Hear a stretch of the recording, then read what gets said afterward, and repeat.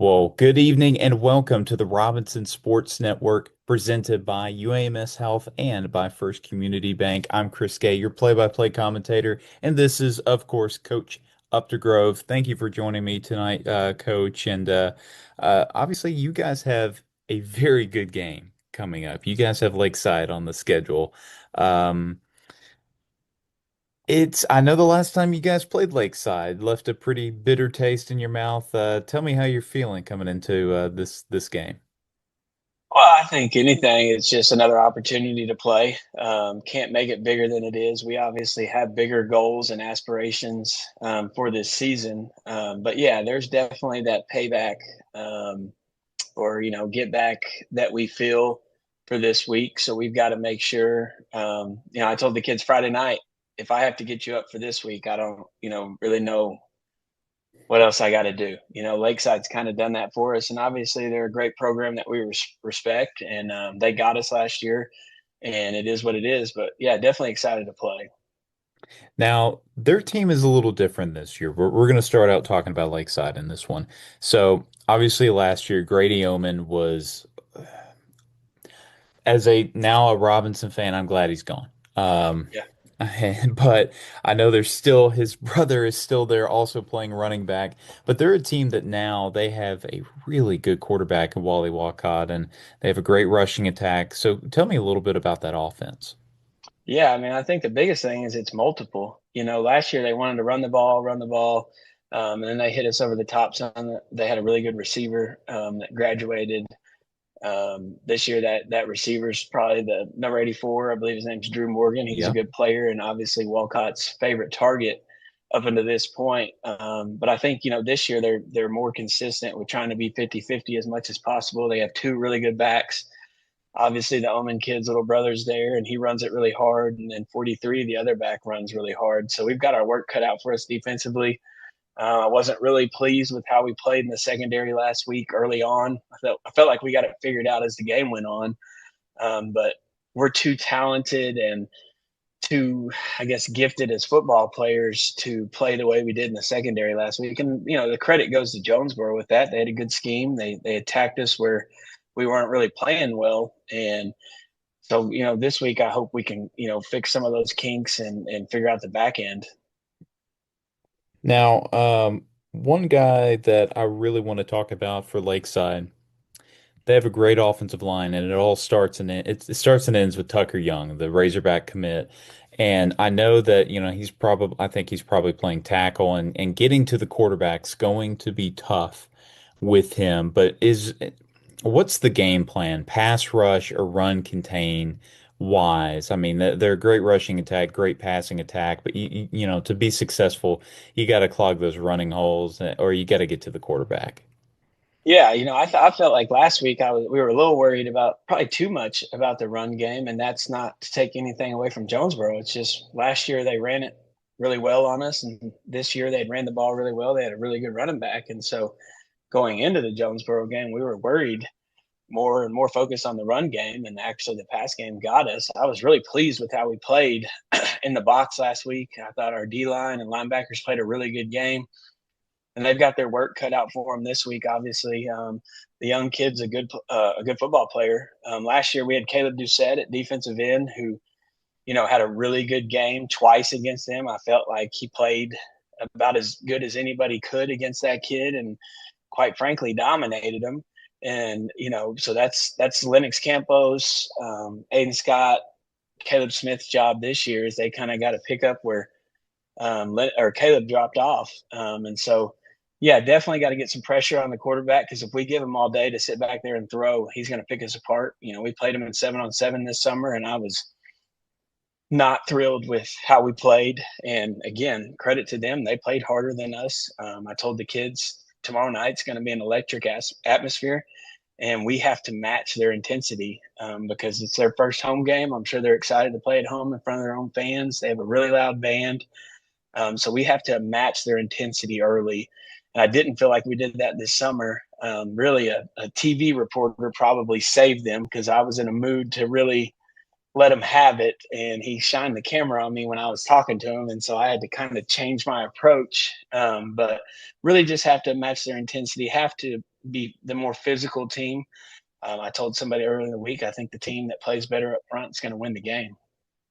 Now let's talk about you guys. And speaking of kind of that rushing attack, you know who I'm going to talk about. It's Deuce Williams. I mean, he had a quiet week zero contest, and then this game, what 175 rushing yards. I mean, just incredible play from Deuce. But we kind of expected it to happen sooner or later. But what did you think about him? Obviously, he had a great week zero. I mean, he did everything on the Yeah. football field, and it seemed like he did it again. Yeah, Deuce was pretty frustrated after week zero, which is kind of funny when you talk about a kid who scored three touchdowns in three different phases. But he had a little issue with his chest, so he didn't play just a ton of snaps in that PA game. So I felt like he kind of had a mission. We really were not, I guess, pleased with how we ran the ball against PA, and they're a tough matchup in the run game just for the way they play. And so Deuce was very, you know, I guess frustrated is the word with how that game went and how his snaps went. And so he was pretty determined to have a good game. The O line played great. Our two guards graded out at 86%. Our two tackles played pretty well as well. And so, Deuce gets a lot of the credit, but that O line did a great job. And even on the runs where they didn't block it up super well, they just couldn't tackle him. Coach George from Jonesboro, we texted a little bit after the game, and he was like, "I still don't think we've tackled two." Kind of joking around. And Deuce is a special player, and as long as he's healthy and he's out there, we feel pretty good about our offense. Now, one guy that we really haven't talked a lot about, which most teams can't stop talking about the quarterback, and it's Reese Simpson. How do you think he's played so far? Obviously, this is his first time being a starting quarterback on varsity, and I'm sure there's a learning curve, but what do you think? I know threw two touchdowns, only had eight incompletions last game, but what do you think of him so far? I think Reese is doing a pretty good job. We've tried to simplify it a little more. I think we were probably trying to do too much at first, especially early on in the PA game. Reese does a really good job of just getting the ball out. So we've tried to simplify it a little bit to make it easier on him and kind of ease him into games and not make him feel like, oh, I've got to go make a big throw right now. Obviously, he did that last week with the ball to Akeem, and Akeem made a great play, but he put it out there and just let him go get it. I've told Reese from the beginning, you have a lot of great players around you. Your whole job is to just get him the football, try not to make mistakes. The pick six wasn't on him necessarily. We threw it to the wide side of the field, probably should have went to the short side, and the defender made a great play. It wasn't like a ball that was way behind the receiver or anything like that. It was just a good play. So I thought he's doing a pretty good job. He just has to stay within himself and let his guys make plays, and he's doing that. He's doing a pretty good job of that so far. Now, one of those playmakers you mentioned, he just had one catch in this game, but it was his first catch. It's Trey Petty. I mean, I know that was probably a design play for him. It just appeared to be that way. But he showed off his grown man strength. And I know Yeah. this is a guy that you guys have been high on for some time. Yeah, I've really challenged Trey for the last 8 or 9 months to really realize how big and strong he is, because sometimes he doesn't play that way, and I want it to be when he's blocking, when he catches the ball, whatever it is, he's a lot bigger and stronger than I think he even realizes. And on that play, it's just a simple 5 yard stop. We wanted to get the first down, and he made a guy miss, and then the next two guys he literally just threw off of him. Trey's capable of that, and we've got we talked after the game, we should have went back to that. It's super simple, a little 5 yard pass, it's easy on Reese, and it's just getting your guys the football. So really proud of Trey on that play, and we have to find more ways to get him the football than just a 5 yard stop or whatever. So we're going to move him around a little bit just to make sure we get our playmakers the football. Now, there's one guy who's a pretty good defender on your team that he's averaging about 20 yards a carry. And that is Dominio Patterson. Do you think that we're gonna? I couldn't believe that we saw Dominio Patterson have another first down run in game. Well, I guess that's week one. But are we gonna see another Dominio Patterson run this year? Well, oh, for sure we will. But he should have had another touchdown. When we had the ball down there on the one, Coach Brown wanted to give it to him, and I talked him out of it because I was just worried. I thought we could get it in with Deuce, um, and I they wanted to go to Pat on second and third down, and I was worried about a fumbled exchange just because it's not something he does a whole lot. And then on that fourth down, we were going to go to a package with just snapping it to Deuce and getting a first down. And Pat said, "No, coach, give me the ball." And so I said, "Okay." And after we didn't give it to him on the goal line, I told him because he was kind of frustrated. I said, "It's my fault. I screwed up." And I've always told the kids, to be a man means to, admit when you make mistakes. And so I made sure that he knew that it was completely my fault. We should have given him the ball and given him the opportunity to do it. So when it was that fourth down and he was that adamant about it, there was no question. And if you're down on the sideline, you can actually hear Deuce after Pat had gotten about 7 or 8 yards, like, just go down, just go down. And he was like, "Coach, I didn't want to go down." But that's a smart football player who knew he had the game in hand. We got to work on the spike after getting the first down. Can't get penalties like that. But I'm very proud of him. It means something to him, and I don't see many guys ripping it away from him if he gets it in his hands. This is going to be my last question here, but I know that there were a lot of penalties in the Jonesboro game, and I don't know, you know, and I think it was pretty even between you guys and Jonesboro with how many penalties there were, but and sometimes it's hard, maybe it's not always a thing that you can adjust with, but when you were coming into practice this week, what was something that you could tell that was different that needed to be changed heading, into this Lakeside matchup? Well, even in the Jonesboro game, we kind of we just switched our guys in the secondary alignment because that's where a lot of the penalties were coming from, and just getting them head up. Usually, we play kind of an outside technique, so we just got them head up to kind of make sure that they were could catch them and not have to really grab or anything like that. With the penalties in the secondary, it's tough because you get a different crew every Friday. Some may call something, some may not. So, some of them are obvious and it's bad technique and stuff that we have to keep coaching. And then some of them are ticky tack that you may get one Friday that you don't get the next. Some of it we did against PA and it wasn't called. And so that's just something you got to kind of live with. But it's definitely a point of emphasis. I talked to the guys. We got, even at halftime of the Jonesboro game, we had to play more cleaner. It kept Jonesboro in the game, and it's just not something we can do. All right, Coach. Well, thank you for joining me, and good luck in the game against Lakeside. I appreciate you. Thank you, sir. All right, thank you. Back to the field.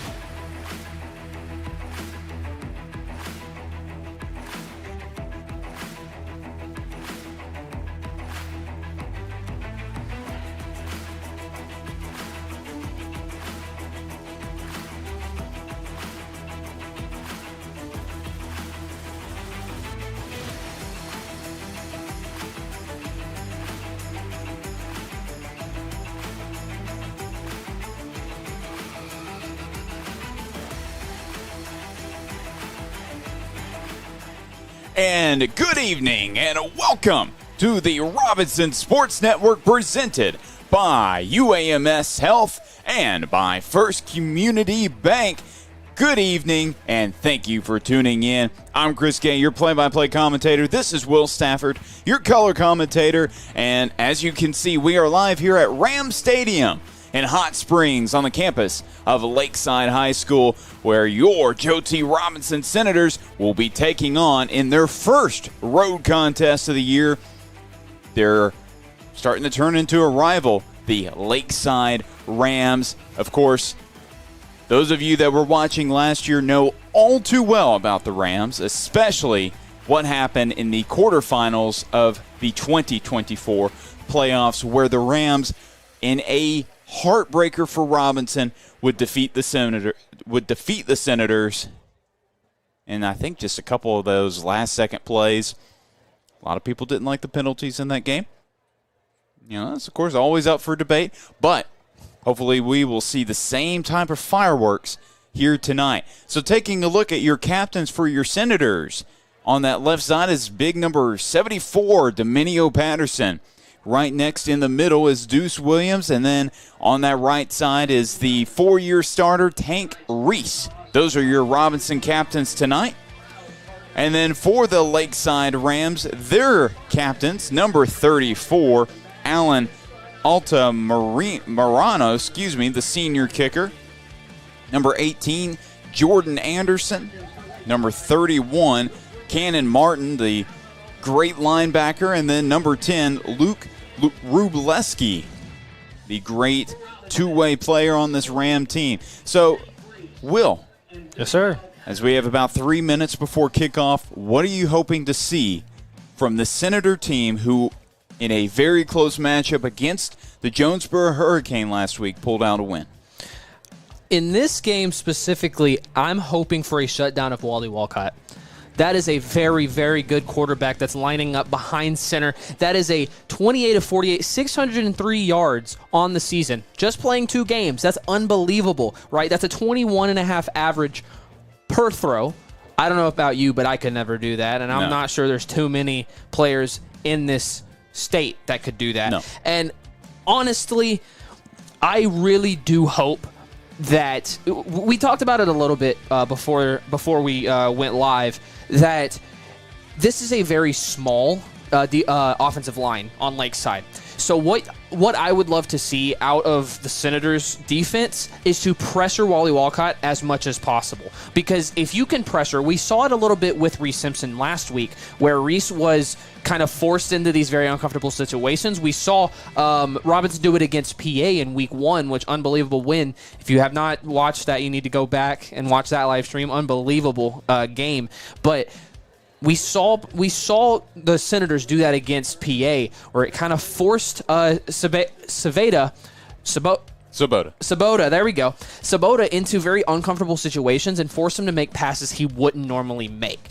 Very overthrown passes, a lot of underthrown passes. He couldn't really get it on target. So if you are the Senators, you really want to focus on keeping Walcott contained. And if you can force him to scramble and make an erratic throw, I think you won the drive. Well, that's definitely not what Lake Hamilton tried to do in week 0 against the Rams, where Walcott went 14 of 14 passing. Let me say that one more time. 14 of 14 passes for 304 yards and 4 touchdowns against the Wolves. And there come your Senators coming out, ready to take on the Rams. Of course, we will see the Rams on the left side of the field in just a moment. But again, this is a great football team that the Senators are about to play. And, of course, the Rams, they're going to have to face a great running back in Deuce Williams, who had, I don't want to say his breakout game, but he certainly had his breakout rushing game against Jonesboro. Yeah, that's 17 attempts for 185 yards. That's a touchdown, 1 rushing touchdown. But then we also saw Deuce Williams have a kick return. So that's 5 touchdowns on the year, 2 of them being returns, two of them being rushes plus a pick six. So Deuce Williams is going to probably be the guy that you're going to, if you're Lakeside, you're going to be watching out for, because he's going to be the most dangerous player on the field anytime he touches it. And that includes on defense outside of maybe Tank Reese. Of course, for the Rams, not only is it Wally Walcott that you're going to have to watch out for, but it is the big left tackle, Tucker Young. And Tucker, Big Hog Young, is committed to the Arkansas. I didn't make that up. It was in Hootens, so I'm not just making that up. But Tucker Young committed to the Arkansas Razorbacks to play football next year. This is a guy that's been committed to the Hogs for some time, and they're really excited about him. And, of course, I don't blame him. 6'5", 305. He's been an all-state offensive tackle last couple of years, and he is really, of course, last year, we'll say Grady Oman, who was their star running back last year, he's not back this year. So thank goodness for Senator fans. But Tucker Young is the guy you want to play behind if you're a running back like Tremendous Kane or even Peter Oman, who's the other brother, who's pretty good himself. So expect, I would expect some passing. Yeah, but absolutely. I would still expect a good, solid rushing attack. But we are just about ready to get going here. Back to receive for your Senators, Hakeem Frampton, Deuce Williams, and it actually looks like that may be Tank Reese down there in the middle. And this is number 85, Ben Kilgore. Kicking off, it's going to go right to Deuce Williams at the edge of the end zone. He's going up the right side. He's got some blockers. Deuce Williams, he's directing traffic. Deuce Williams, he's got blockers. He's got room. They can't get him down. They do at the 36-yard line. What a return for Deuce Williams to start this game, and the Senators have the football in Ram territory. Really good return that's not the first time we've said that about Deuce Williams, which is unbelievable. Again, I talked a little bit about it. He has two touchdown returns on the year in 2 games. I thought he was about to have his third of the year, man. He had a lot of green grass in front of him. Very well done by Lakeside to catch up, though. And there's Reese Simpson and his offense. That's going to be Deuce Williams. He'll stay out there at running back. Josiah Warrior Benson, the receiver on the near side. Kyron Grimes, and I think that is Jaden Todd on that far side. It's going to be handoff to Deuce, who is met by a wall of Rams. I think number 7, Joshua Rainey, was one of several in to make the stop. And that's something that Jonesboro couldn't do last week against the Senators, was stop Deuce Williams. I talked about it, 185 yards on 17 rushing attempts. So if you're Lakeside, that's a great start. Being able to stop a dynamic running back like Deuce Williams is no easy feat. Similar formation. Simpson to Warrior Benson. He's a big target at 6'3". Good hands. I believe that is catch number 6 of the year for the Maumelle transfer, and that will bring up third down. That will be 3rd and 3 now, as we are a minute into this ball game. Todd and Grimes line up on the near side. Warrior Benson, he's one-on-one on that far side. And I'd love to see a Deuce Williams weak side run. And we're going to see a Deuce Williams run. He's going to break free. He gets past the official, and he's down into the red zone. It wasn't quite weak side, but, again, Deuce Williams finds a hole and, executes it easily. So Deuce will come out. Tank Reese will come in at running back. Same 3 receivers. Lennox Campos in at tight end. Handoff now to Reese. Reese, maybe got a yard before being taken back. Matthew Miller and Declan McKinney, the 2 Rams to make the stop. And you're seeing a lot more of Tank Reese at the running back position. Obviously, he is normally, I believe, the strong safety, so... linebacker. Yeah. He has been playing. Oh, no, I'm sorry. I'm thinking of Deuce. I confuse their names sometimes. Simpson. And that is broken up by the Rams. That was Quadarius Jackson, the star junior corner, making the play. And he was looking for Jaden Todd. Yeah, he was. Well, and Jaden Todd, of course, had his first reception of the year last week. It was a 15-yard catch and run for the junior. But I was going to mention Tank Reese. Last week, he had such a great game, 7 rushes for 50 yards, and that was certainly one of his best rushing performances on top of having probably 15 tackles. Outside, he's wide open. That's Grimes. Grimes to the end zone. Touchdown! Senators! Kyron Grimes on the connection from Reese Simpson. And man, I've honestly been waiting on Kyron Grimes to break out, and that might just be the answer. Coach Up has been very high on him since we first talked to him before week 1, and my goodness, you can see why. He made a little bit of space for himself, and that space was just enough to get inside the pylon. Well, first catch of the year and first touchdown of the year for the junior. And now it's William Tate, another junior, set to kick this football up, and that is good. William Tate nails the First Community Bank extra point attempt. Well, while we have a second, let's hear from our sponsors at First Community Bank. When you bank local, everyone wins. That's why we're proud to support the Senators and our community. At First Community Bank, we're all about helping our neighbors thrive. We know that when you bank local, your money stays right here in town, which means businesses can thrive and people can get things done. But that doesn't mean it has to stop there. We want to help make sure the Senators are thriving too, and the best way by doing that is supporting them with your time and money. So go out there and show your pride for the Senators by wearing their t-shirt and cheering them on at every game this season. Go Senators! First Community Bank, where community comes first. Well, that was a good first start. Oh, my goodness. I mean, that was probably a 4 or 5 play drive right there for the Senators. Obviously, that kick return by Deuce Williams really set up that scoring opportunity. But when you can score in the red zone early on in the ball game and only knock off about 2 minutes off the clock, that's really good. It's a good sign of things to come, but I also want to point out Reese Simpson. He's a lot more accurate this week. The only 2 that were dropped were ones that were very well defended, so shout out to Reese Simpson for the accuracy. And that ball will bounce out of bounds, so that will be a flag. That was a high IQ play by the Rams not picking it up before it went out. So they will have the football. Of course, it went out around the 6, but that will not be where the football will be. But as you can see, he's coming out there sooner or later, but Wally Walcott, number 9, the senior quarterback, will have the football with his Rams teammates at the 35-yard line.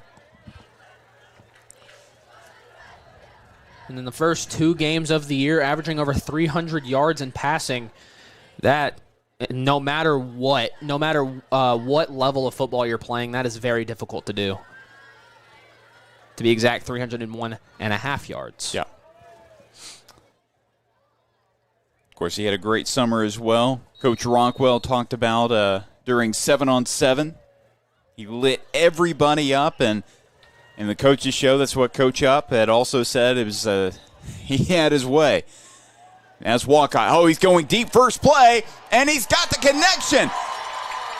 Oh, and that ball is loose, but it does go out of bounds, but he connected with his big wide receiver, Jonathan Prather.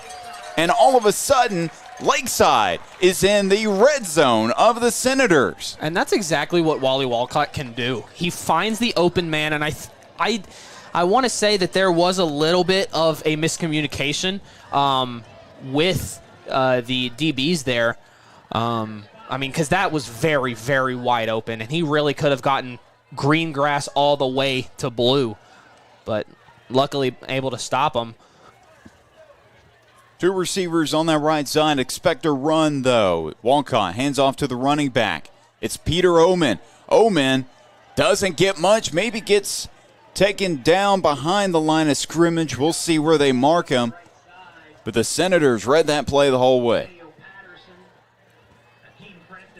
They're going to credit Frampton and Patterson for the stop.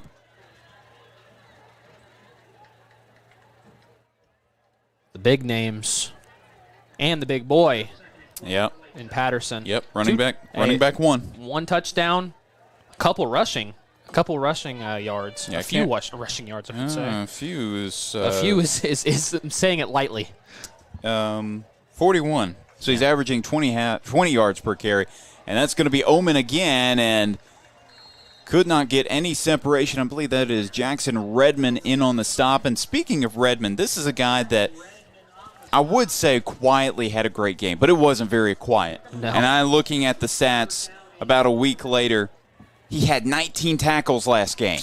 And he only had 5 solo, but that's because he's helping and making the stops collectively and making sure everything's done. Of course, he also had a sack, tackle for a loss, and a pass breakup. He did just about everything last week. Walcott pumps. That ball is batted up in the air, picked off. That is, and it's dropped, and the Rams get it back. It's Jagger Jansky who got right up on top of it as Tank Reese fumbled the football there. He had it just long enough for there to be a change in possession. Yeah, I can't tell how he dropped that. That is not like Tank Reese at all. I'm going to guess it just slid out of his hands, which, if you ever played Madden, that happens a little too often.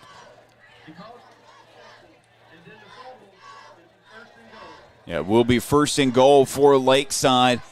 That's very unfortunate. We can see on the big screen at the stadium, it just didn't have possession of it. No, fully. it just looked like it slipped out of his hands. There was some movement by the receivers on the left side, no call. It's going to be a screen pass to Omen. Omen, he's going to get close to the end zone, goes down about the 3-yard line, and that's going to be a great setup. Second and goal from the 3 for the Rams.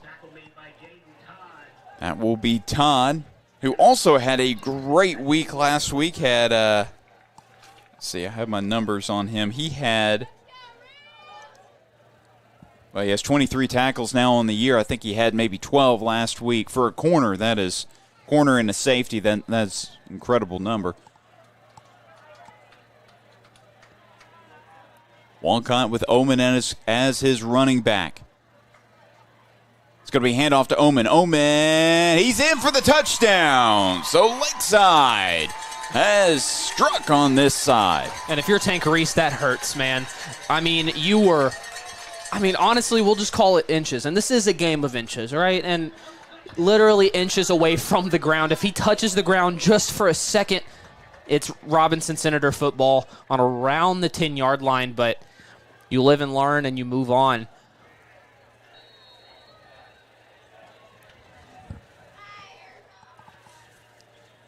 Lining up for the extra point is Romeo Ozagira. He's 10 of 10 on the year, and he's 10 of 11. It's been blocked, and I cannot tell who did that. I guarantee you that was Dominio Patterson, because last year he had a few of those. He had one blocked field goal. I thought he had more last year, but yeah, he had a one blocked field goal last year. That's exactly who it was. That was Dominio Patterson. All right, congratulations. 2 blocked field goals on the First Community Bank extra point attempt, but great to see from Dominio Patterson. Now the Senators still have the lead. And I do want to say, a missed field goal can make all the difference. We saw that last week. A missed field goal was not blocked, but it was a missed field goal by the Hurricane. Actually, it was a missed extra point. It was a missed extra point. Well, yeah. By the Hurricane, yeah. Yeah, by the Hurricane. Yeah. Missed extra point, and that's what made the difference. 34-33 went Senators' way at the very end, so you never know. That might mean something. It will be Kilgore to kick this football away. Deuce, Frampton, and Reese back there to receive. Of course, Deuce Williams had that great return. The previous kickoff is shorter. They're going to give it to Frampton. Well, he's returned one to the house himself, and he's going to break past a few Rams. Stiff arms a man, but he's brought down at the 35. Still a solid return for the junior. I thought he was going to get a little more there, but still, yeah, a very, very good run. I believe that's going to be on about the 36-yard line. So returned it from about the 10. That's going to be about a 25-yard return. He's just a dynamic athlete, and there's so many of those dynamic athletes on the Senator team that it's pick your poison whenever you're doing a kickoff or you're trying to punt it away, because any of them could break out. Yeah. Simpson with Williams as his tailback. Hands off to Deuce Williams. He's met immediately, shoves one man off of him. Deuce somehow broke free. Oh, my goodness. He's still up on his feet. Deuce Williams, he's finally brought down. Oh, my goodness. The run of the game, play of the game as of right now by Deuce Williams. What a play. Oh, my goodness. I don't think the official towards the middle of the field knew he was going to make it out because he got in his way a little bit. But, my goodness, Deuce Williams shook off easily 7 or 8 players on his own. That's unbelievable, and that's all he's done all year. No surprises there as he takes a play off, and now Simpson looks to throw. He's got a deep shot downfield. Picked off. It is picked off by the Rams right at the goal line. That is number 1, Kevon Morgan, the senior. And that is a very good pass by Reese Simpson. Do not get it twisted. That was a very good pass, but an even better interception. You know the saying, good offense, better defense. Yeah, I couldn't tell which receiver he was looking for down there, but he was definitely open for a time. And they're saying that he was in the end zone. I didn't think he landed in the end zone. They're having a replay on the big board. It was a great. I believe. No. He did. His knee touched. It was going to be Warrior Benson as well, by the way.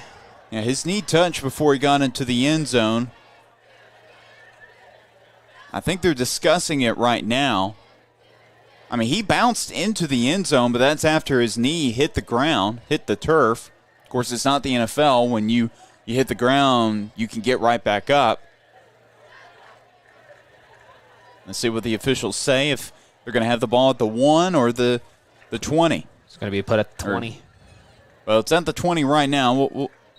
Okay, well, all right. I thought he was about to make an announcement. All right, so I guess they thought he just finished being in the end zone, so they're going to have the football at the 20-yard line. It's going to be handoff to the running back. It's Omen, who doesn't get a whole lot, maybe gets a yard. Before Campos, and I believe that's Trayshawn King met him right there.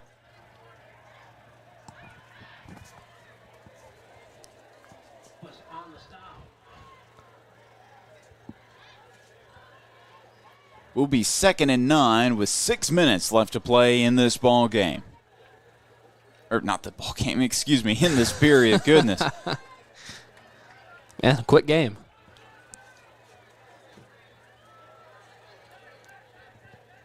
Two receivers on either side. Man in motion is Omen. Walcott.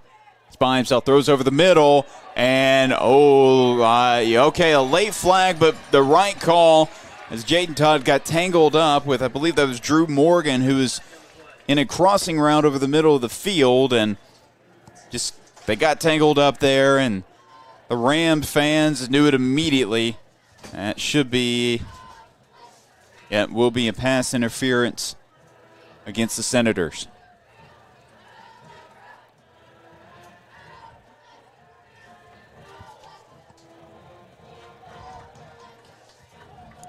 But, I mean, so far, even though, I mean, we're looking at now a first down on around the 35, still a very good defensive game so far. Now, I know they scored on the last drive, but to have a pass that deep last drive and then hold it for as long as possible, or for as long as they did, almost an interception, this defense is looking very good. Going to be handoff again to Omen. Omen is met immediately. That's going to be Trayshawn King who makes the stop. Omen up the gut, but he was met by number 77, Trayshawn King. And another help tackle by Redmond there as well. That's part of the reason why he was one of the best defensive players in the state last year. Led the Diamond State in tackles for a loss at 34, at 16 sacks, 90 total tackles. 90 is just unbelievable. Well, Tank Reese had 112 last year, so. Yeah, wow. Really good linebacker core for the Senators. Going to be another handoff to Omen. Omen, he's able to break away for a second, but is brought. Oh, the football's loose. Redmond is on top of it. Actually, that's not Redmond, but the Senators are on it. That's Caleb Smith picking up the fumble, and now they have the football in Lakeside territory. And Caleb Smith is somebody that we talked about a lot in week 1. Yeah. Didn't say his name a lot in week 2, but I have a feeling that's going to change. I think we're going to see more of Caleb Smith throughout the season. You can see why the immediate reaction to go pick up that fumble, that is... Hey, I just want to say, I think I spoke that into existence. I was talking about how good the defense was. We forced a fumble. I'll take credit for that. Yeah, he's already got 6 tackles for loss this year, 14 tackles. Most of that, I think all 6 of those tackles for a loss were done in week 0 against Pulaski Academy. It's going to be a handoff to the running back up the middle, and he will get maybe 3.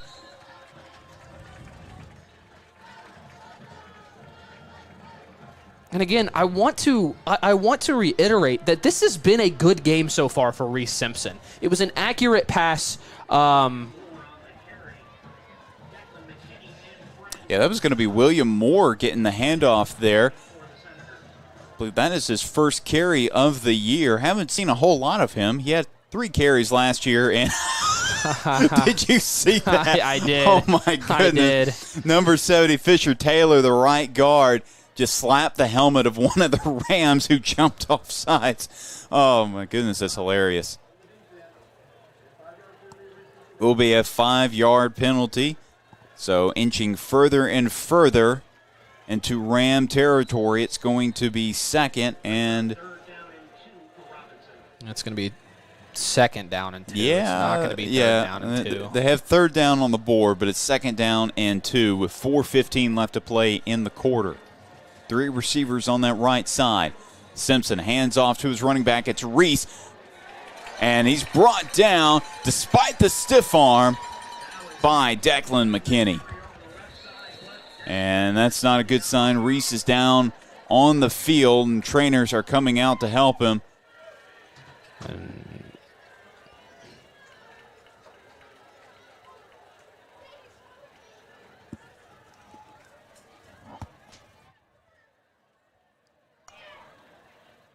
That is definitely not a guy you want to lose in this ball game. Your star linebacker and really been your number 2 running back so far this year, and definitely got brought down hard. So they're taking a look at it. But while we have a break in the action, let's hear from one of our sponsors. Let's hear from UAMS Health.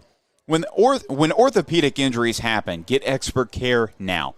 At UAMS Health Ortho Now, we provide fast, convenient care for all of your orthopedic needs, from sports injuries to joint pain and beyond. No appointment needed. Walk in for immediate care, get on-site x-rays, and see the best in orthopedic care. All in one place. Ortho Now is open Monday through Friday, 8 a.m. to 8 p.m., Saturday, 8 a.m. to noon. Conveniently located at the Orthopedic and Spine Hospital at UAMS Health. Don't wait in pain. Walk in today. For more information, call 501-686-TOSH. That is 501-686-8674. And good to see that Tank Reese is up off the field and headed back to the sideline. And sure they'll take a look at him. But he's a tough kid. He'll be all right. And it will be Deuce Williams back into the ball game as the running back.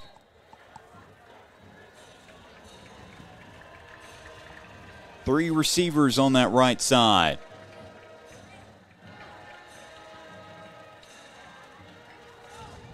Simpson. And maybe another miscommunication on the route. He was looking for Warrior Benson, and now that brings up 4th down. We'll see what the Senators do here. I imagine looks like they're bringing, this might be the punt unit, so it's definitely short field. But even if you get this into the end zone and it goes to the 20, you still knock them back a little extra. So, and again, this defense has looked very good, and I'm going to guess that's the call from Coach Upp's coaching staff is defense looks very good. There's no reason not to trust them again. Here's Tate. kick this football away. It's going to be short punt. Let's see if they down it, and they can't get to it in time. So it bounces into the end zone, and the Rams will have the football at the 20-yard line.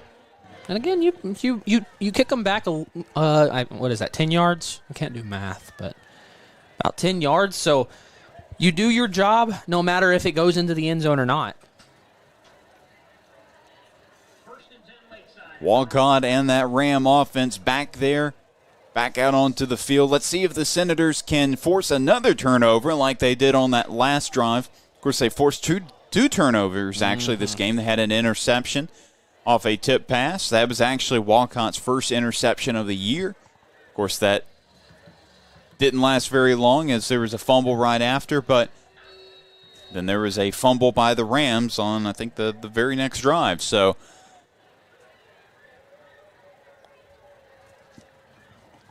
we've already seen, 3 turnovers total, but 2 from the Rams in this first quarter.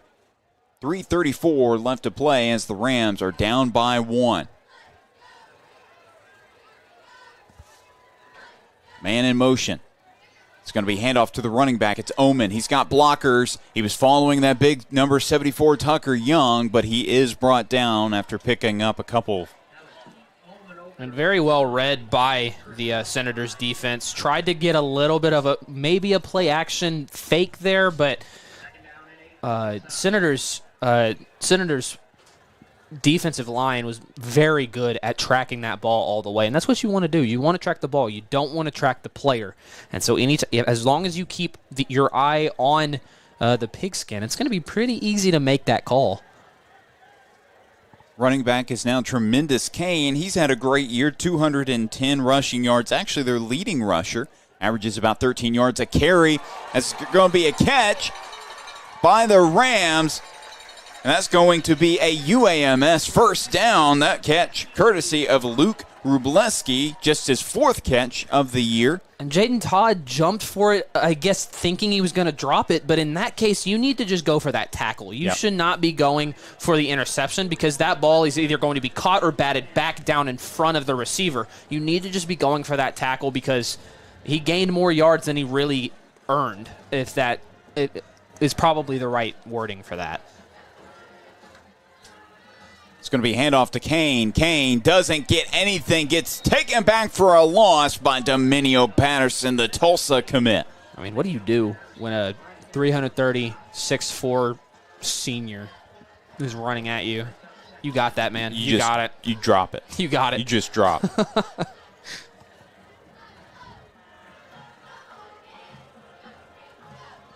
Will be 2nd and 10 at the 41-yard line. 2 receivers on the right side, 1 on the left. Man in motion is Drew Morgan, the star Ram receiver. Walcott looking. He's going to try to take off. He's more of a pocket passer. Found a man open, but could not get it to him as it was going to be Jonathan Prather who slipped when trying to make that catch. I'll be honest, I thought he caught that ball there for just half of a second. So that brings up 3rd and 10 at the 41-yard line.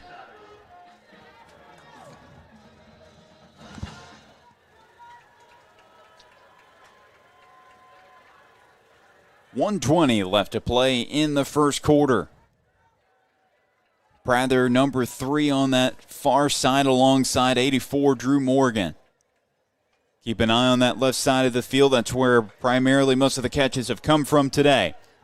And it's going to be Omen. It's taken back. Oh, no way. He still broke free, but that does bring up 4th down after being taken down by Josiah Warrior Benson. And again, a great stop. They're posturing to look like they want to go for this.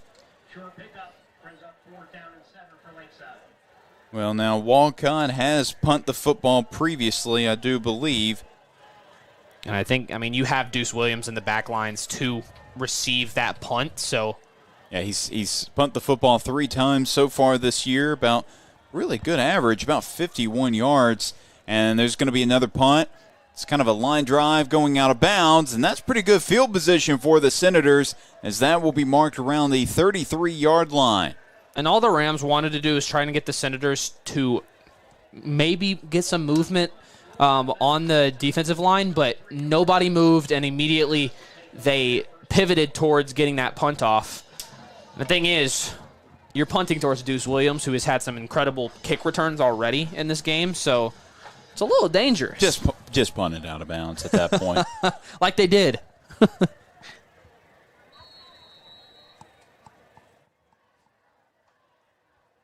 Going to see two running backs out there for the Senators. William Moore goes back to sideline, but still two running backs. Can't tell who one is, but the other is Deuce Williams. It's going to be handoff to Williams.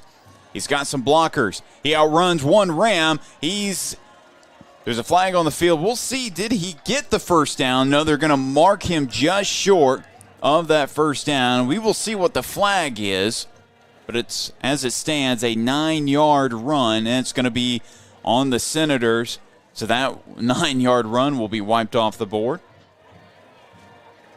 I think that's going to be called on Josiah Warrior Benson, is what I believe. Do not quote me on that, but I believe that is the closest person to that play when the flag was thrown. So let's see. Yeah, it's going to be. Well, it will be a holding penalty on the Senators, so that does take them back. And they will have the football again at the 34. But it is still a first down. They still gained some yards off of that because it was a late holding, and the ball goes from where the penalty happened. So empty backfield, Petty in motion. Simpson. It's a screen pass to Williams. Williams, he's got some room to run. Now he has the UAMS first down. No flags this time. Have some good blocking there. I saw Dominio Patterson had a pancake on Declan McKinney. Yeah, he just kind of laid on top of him too. I mean, hey, that's how you know he's not getting back up. Well, that will bring the first quarter to a close. 7-6 is your score with your Senators on top. We will be right back with more Senator football after the break.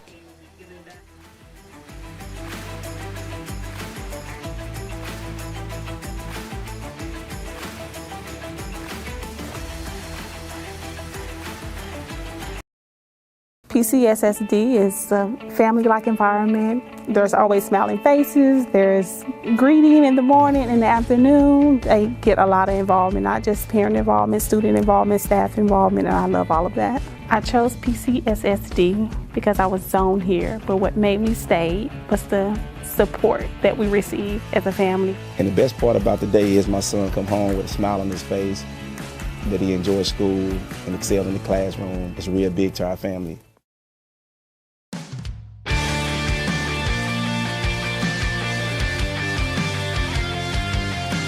And welcome back to the second quarter of action live here at Rams Stadium. Thank you for tuning in to the Robinson Sports Network presented by UAMS Health and by First Community Bank. Your Senators will have the football at the 45-yard line. Two receivers on the near side. That's Braylon Brown and Jaden Todd. Josiah Warrior Benson on the far side, but it's going to be Williams up the middle. Ball came loose for a second, but I think he was already down. I think that will be a rush for no gain.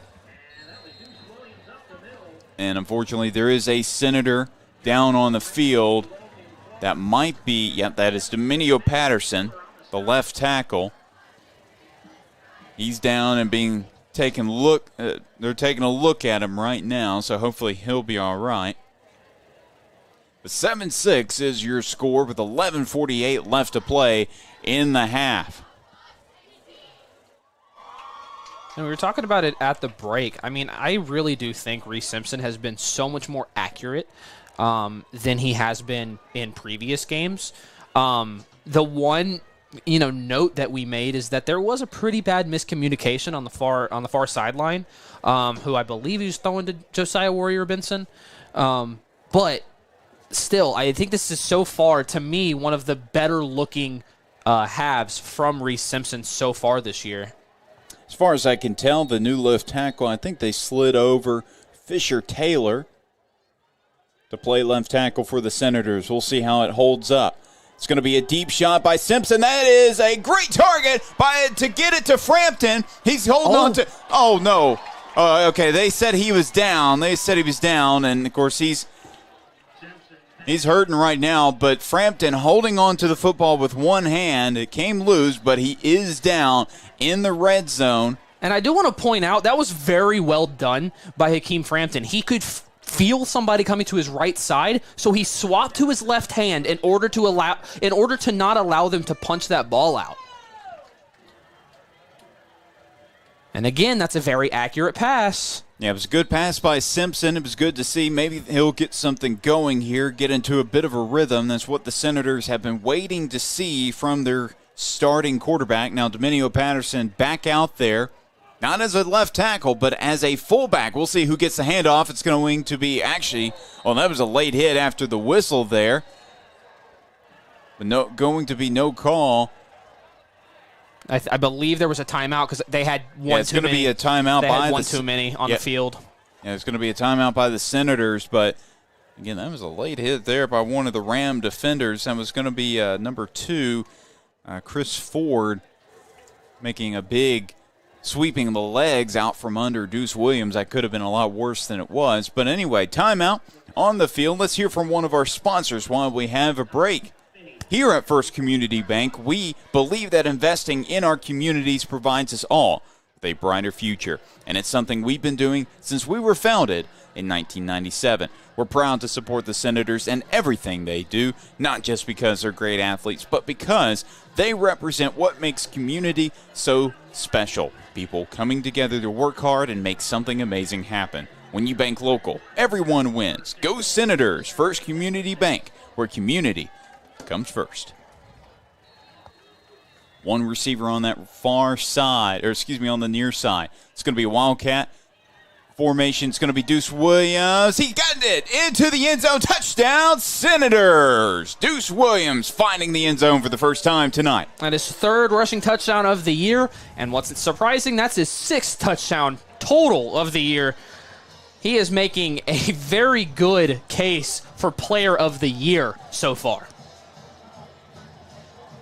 William Tate set to kick this first Community Bank extra point attempt with 11:01 left to play. Trying to extend this lead out to 8 points. Kick is up, and it's good. So William Tate knocks in the first Community Bank extra point, and your score is 14-6 with 11:01 left to play in the first half. And my goodness, does Jordan running back assistant coach Jeff Reisner, as well as Coach Up, really love that Wildcat formation. We've seen that multiple times on the year so far, and so far that Wildcat formation has worked, like 90% of the time. So I personally love the Wildcat, especially when you have such dangerous weapons such as Deuce Williams. And I mean, you could honestly run a Wildcat formation through Tank Reese if you really wanted to as well. So that Wildcat formation is very, very good when they get near the goal line. Now Tate will kick it off here. Peter Oman, one of the Rams, back to receive, along with Quadarius Jackson.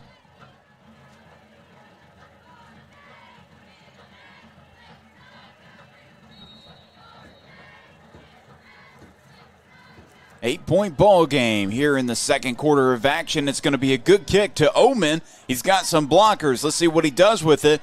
And he's following his blockers. He got a few yards. He did a pretty solid return there, eventually being brought down by a few different Senators, including number 21, Henry Kimbrough, who I believe that is his first tackle of the year after returning from a broken leg last season. So good to see him back. He's made some plays on special teams so far.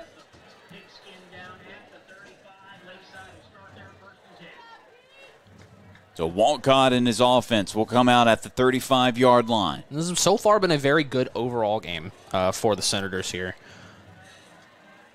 Two receivers near side. That's Prather and Morgan. It's going to be handoff to Omen. Omen, he got through the middle, and he still Fuse the two first names. You know what I was trying to say. Yeah, by Grady looks Omen. a lot like his brother, but also looks a lot like Deuce Williams gaining extra yards after contact. That's very difficult to do. Almost made the Senators jump right there. They got to kind of hold their ground on 2nd and short. Omen to the right of his quarterback. It's going to be a pass. Walcott. He pumps it. He's going to take off. He's got the first down, slides, and now he's got the UAMS first down right around the 50-yard line. And that's all he really wanted to do. You could kind of tell that was probably the play the entire time. Is if there's a hole, it was 2nd and inches. If there's a hole that opens up, just take it and slide as soon as you get that.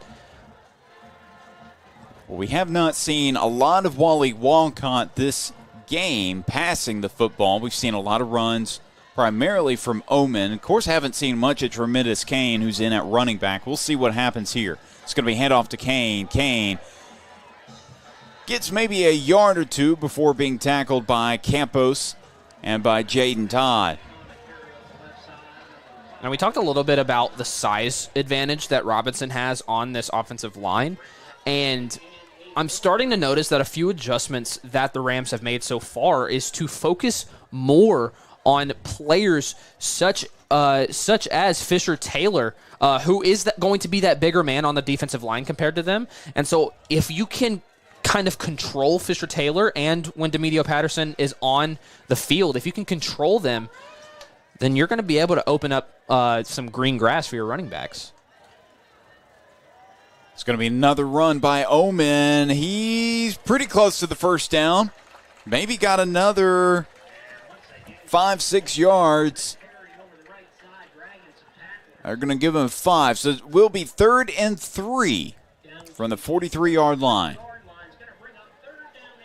I mean, Peter Omen so far this year only averaging about 4 yards a rush. He's doing pretty good job. He's doing a good job so far.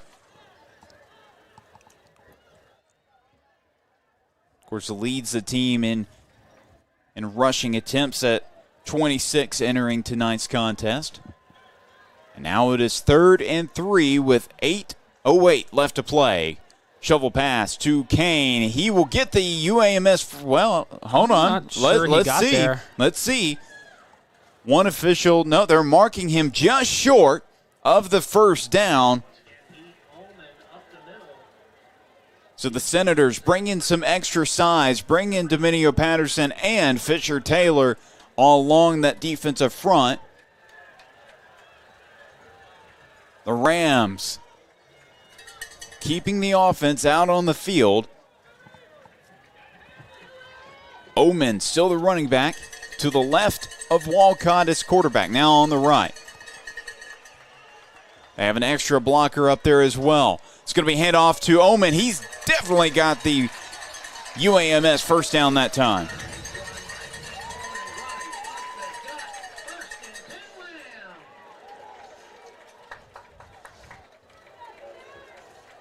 So they move the chains. They will have the football at the 37 of the Senators. 7 minutes left to play in this first half.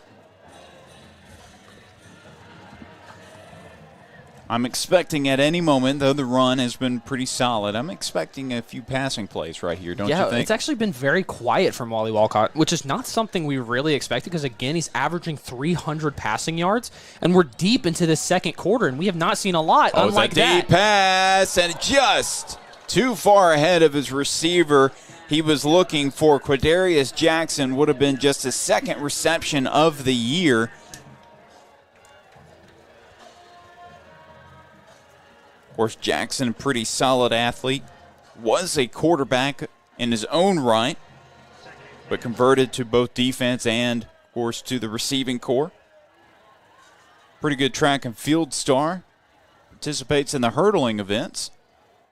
I could never do that. No. I was a baseball player. I wasn't that athletic. I would break so many hurdles just running into I'd break them. a lot of bones, too. Yeah, that too. Morgan in motion. Looked like a Ram move early, but no call. And he's going to slide. There is a Ram down on the field around the 23-yard line. It's Jackson actually getting up slowly, but he'll be all right, it looks like. He's holding around where you would cramp in, so I think that's probably just what's happening here. Yeah, it's cool in the press box, but sticking my hand out the window, it's pretty warm outside. I mean, it's been pretty humid, and it's been definitely dry. We're probably not going to see rain for a little bit around Central Arkansas. So, yeah, it's going to be humid. Cramps are pretty common. And as much as I would hate it, got to drink your pickle juice. Hand off to Kane. Kane, he's got some room, but he's taken down. Great tackle by Tank Reese. So that will bring up 4th down. We will see what the Rams decide to do here, but I think they're going to keep the offense out on the field. It's not really surprising. You want to try and respond, especially with how deep into the second quarter we are. We're over halfway through it. You want to try and respond with some points on the board. I mean, for them, you want 8 instead of 7. 3 receivers on the near side. It's Prather, Rubleski, and Morgan. A.J. Burns on that right side. Haven't called his name today, but it will be a timeout by Lakeside. I think they were just trying to see how the Senators would line up. So that will be the first timeout taken by the Rams this half. 5:15 left to play in this ball game. While we have a second, let's take the break. 5:15 left to play in the first half. 14-6 is your score. We'll come back with more Senator football right after this.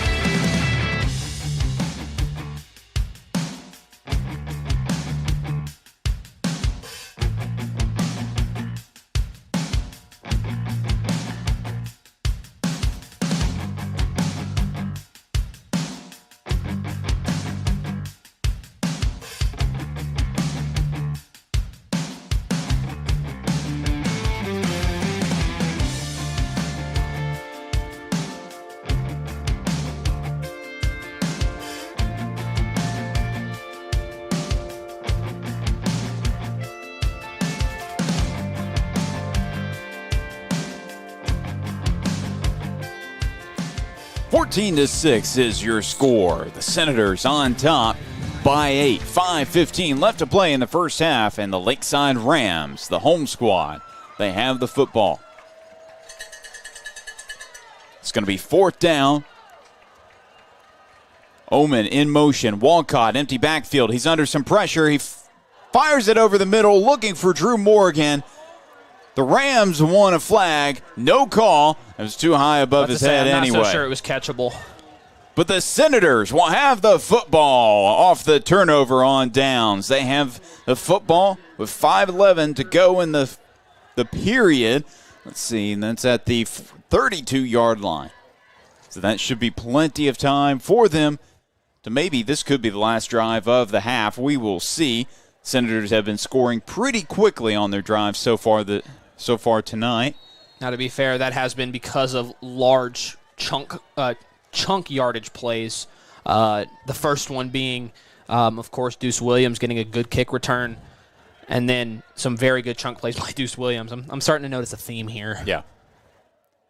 Speaking of Deuce Williams, it will be a handoff. He's waiting for blockers. Deuce Williams, he's got some room on the outside to run. Got the UAMS first down before going out of bounds at the Robinson sideline. And I would consider that a chunk play, right? You got first play. You get an easy first down. I believe he gained about 12 yards there.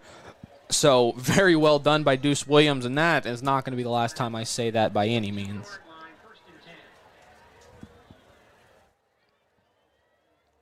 Braylon Brown and Jaden Todd, the receivers on the near side. Warrior Benson on that far side. It's going to be handoff to Williams, though. Deuce Williams again up the left side. He pushes a defender off of him. He might have gotten the first down. We will see what the call is. Let's see where they mark him. Chain gang is not moved yet, but I believe it is a UAMS first down. Yep, that's exactly right. A UAMS first down on back-to-back plays by Deuce Williams. I mean, it is unbelievable how good Deuce Williams is at finding the open hole. Unbelievable. And Robinson blocking has been unreal as well. When you look at an athlete like a Deuce Williams, I mean, he's already got the D1 attention as Reese Simpson throws too high for Warrior Benson. What position do you think he'll play in college? I mean, he's obviously a starter on defense playing safety, but number one running back on the team. We've called his name more as a running back, but he's pretty solid in coverage as well. I mean, I think you probably play him as a running back because of how dangerous he is on returns on special teams. I think those kind of go better hand in hand more than you would on a defense and a special teams returner. But no matter who gets him, you can play him anywhere, I feel like, and he's going to thrive. I feel like he could be, for UCA fans, he could be like a Manny Smith. I say UCA because that's one of the schools that's offered him. And he can play running back and receiver. And that ball, again, a little overthrown. He was looking for Petty on that left side. And so that brings up 3rd and 10. And I like the idea of trying to get Simpson a few more touches, and a few more opportunities, but I feel like you're seeing how good Deuce Williams has done. I feel like you have to probably give that off to him. And it does feel like Lakeside is going to, at some point, figure out Deuce Williams, but until then... Simpson, under pressure. He escapes, throws, and a great defensive play. That's going to be one of the Rams. Kevon Morgan, the senior corner, making that play, and that will bring up 4th down, and the Senators will punt the football away. But a great job by Simpson getting away and trying to make a play. It was an accurate pass, too. It was a very accurate pass, but again, that's a very good defensive play by the Rams. But again, I'm really liking what I'm seeing out of Reese Simpson, especially compared to Week 0 and Week 1, because this does feel like a different Reese Simpson. It feels like he's more confident. It feels like he is finding the right areas to pass through. And it's going to be a solid punt by Tate. It will be, and they will down it. That is the best scenario you could possibly ask for. Downed it, not even at the 1, at the half-yard line. I mean, a great punt by Tate. Great job on special teams.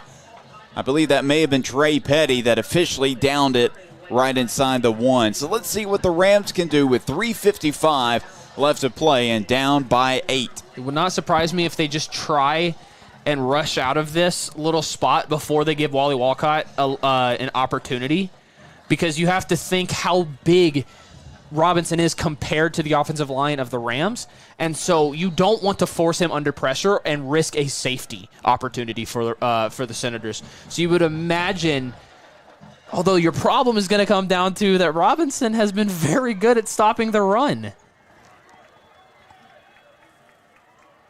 It's going to be handoff to the running back. It's Omen. He'll get a few yards, so that will give them a little bit more breathing room as they're getting closer to the 10-yard line. May have been about 8 yards. We'll see where they officially mark him. Yeah, I believe not even close to 8. They're going to give him 4. Or, 6. So it will be 2nd and 4 from the 7. 3 receivers on that left side, but I would expect another run by Omen. And that's what will happen. Omen, and he gets maybe a couple. We'll see. I think they're going to give him the first down, so that will be a UAMS first down. And again, Pete Omen on the carry, this time over the right side. And I feel like we're seeing a lot more of Peter Omen, way more than I think we anticipated to. And that kind of connects to we haven't seen a lot of Wally Walcott. I mean, He's had some very good chunk plays, especially early on in the first quarter. But so far, it has been a Pete Omen show so far. Absolutely, it has been. I was expecting to see a little bit more Tremendous Kane, averaging about 13 yards a carry, but Omen, he's been in total control. He has another run. He is so hard to bring down. Maybe picks up about 5 on that rush. Okay, now we'll see Omen come out of the ball game, so maybe we'll see a pass here by the Rams. And you see Jonathan Prather running onto the field now. So, of course, he had that big reception early in the first quarter, which set up their only scoring opportunity of the evening. 2nd and 4. Walcott. He's got time, looking outside. He was looking for Prather. Could not get it to him, though. It just bounced out of his hands, and that brings up 3rd and 4. That would have been a dangerous catch had it happened because Hakeem Frampton was so committed to the tackle. But again, I think that's the right play to make, is you just want to go for that tackle instead of going for the interception. I know how deep into your own or into their territory you are, but in this case, that's all you really want. You want to just keep them as far back, especially with 2 minutes left.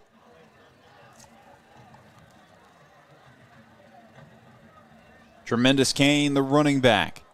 2 receivers either side. 2:06 left to play, and it's 3rd down. Walcott throws over the middle. Could not get it there. He was looking for Drew Morgan, and that will bring up 4th down. And there's been no movement on the Rams sideline, so they're going to keep the offense out on the field. Of course, the Senators are well prepared because they saw a lot of this in week 0. And I have a feeling this is just going to be a ploy to try and get the Senators off this to jump across the line, because you can see that. Believe that's is that Tank Reese? No, that's going to be Deuce Williams in the backfield, and that's exactly what's happening. It was just a ploy to try and get Robinson to jump off. And it's going to be another punt by Walcott. That's a good one. And that punt will actually help the Senators out a little bit. We'll stop right at the 50. My goodness, I'm going to continue highlighting this until I shouldn't anymore, because this defense has looked unbelievable tonight. It has been very, very, very good. Other than, again, the one chunk yardage that gave Lakeside their best opportunity at scoring, and they ended up scoring off of it, but it has been very impressive, specifically from the defensive line led by Jackson Redmond and Dominio Patterson. Very, very well done so far. Now the Robinson offense gets another try. Simpson, empty backfield. 1:56 left to play in the first half. Looking left, and Williams just could not get a hold of that one, and that will bring up 2nd and 10. It's a good idea, because you're going for that basically screen pass to Deuce Williams, and of course we're going to continue talking about Deuce Williams, and so you want to try and get him involved in different ways other than just running it up the middle, but unfortunately just can't hold on to it there. Bryson Cunningham and Deuce Williams are the 2 running backs out there. Warrior Benson, the receiver on the left side, Brown and Todd on the right side. Williams will go in motion. Simpson is going to be screened. Oh, and a big hit. That was Declan McKinney making the big hit on Bryson Cunningham. He's okay, but he will have to take the play off after losing his helmet. That will be a play for no gain.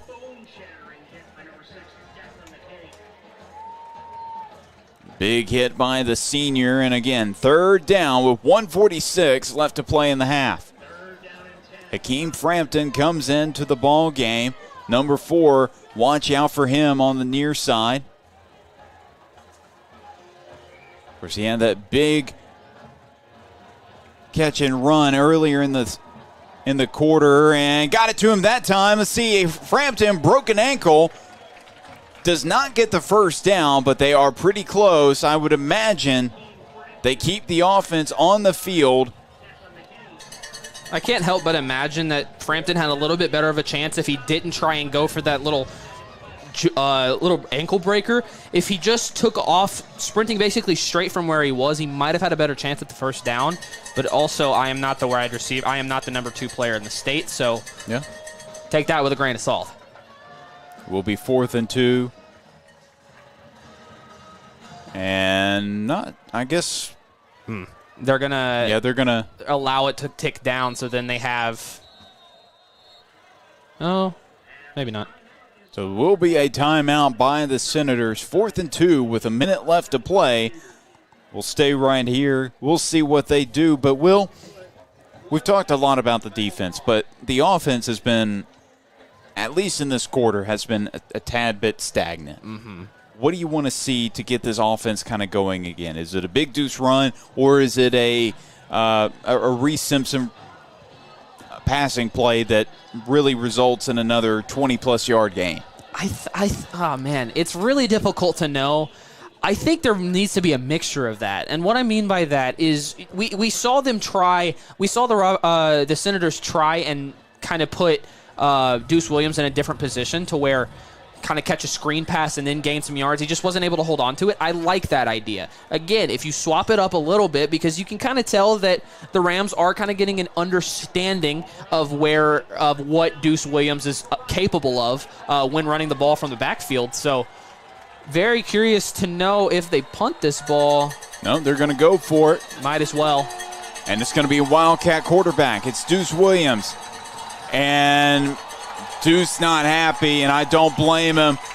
The Senators moved early. Will be a false start by Robinson. Now they will bring out the punt unit.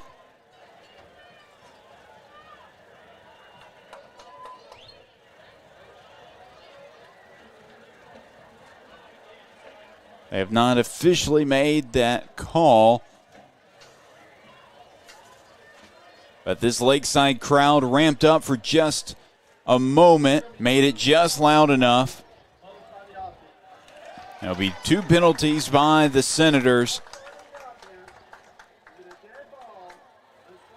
Yeah. And it was unsportsmanlike. I guess that's going to be on Deuce Williams for slamming the ball on the field out of frustration. Can understand that, but that's one of those.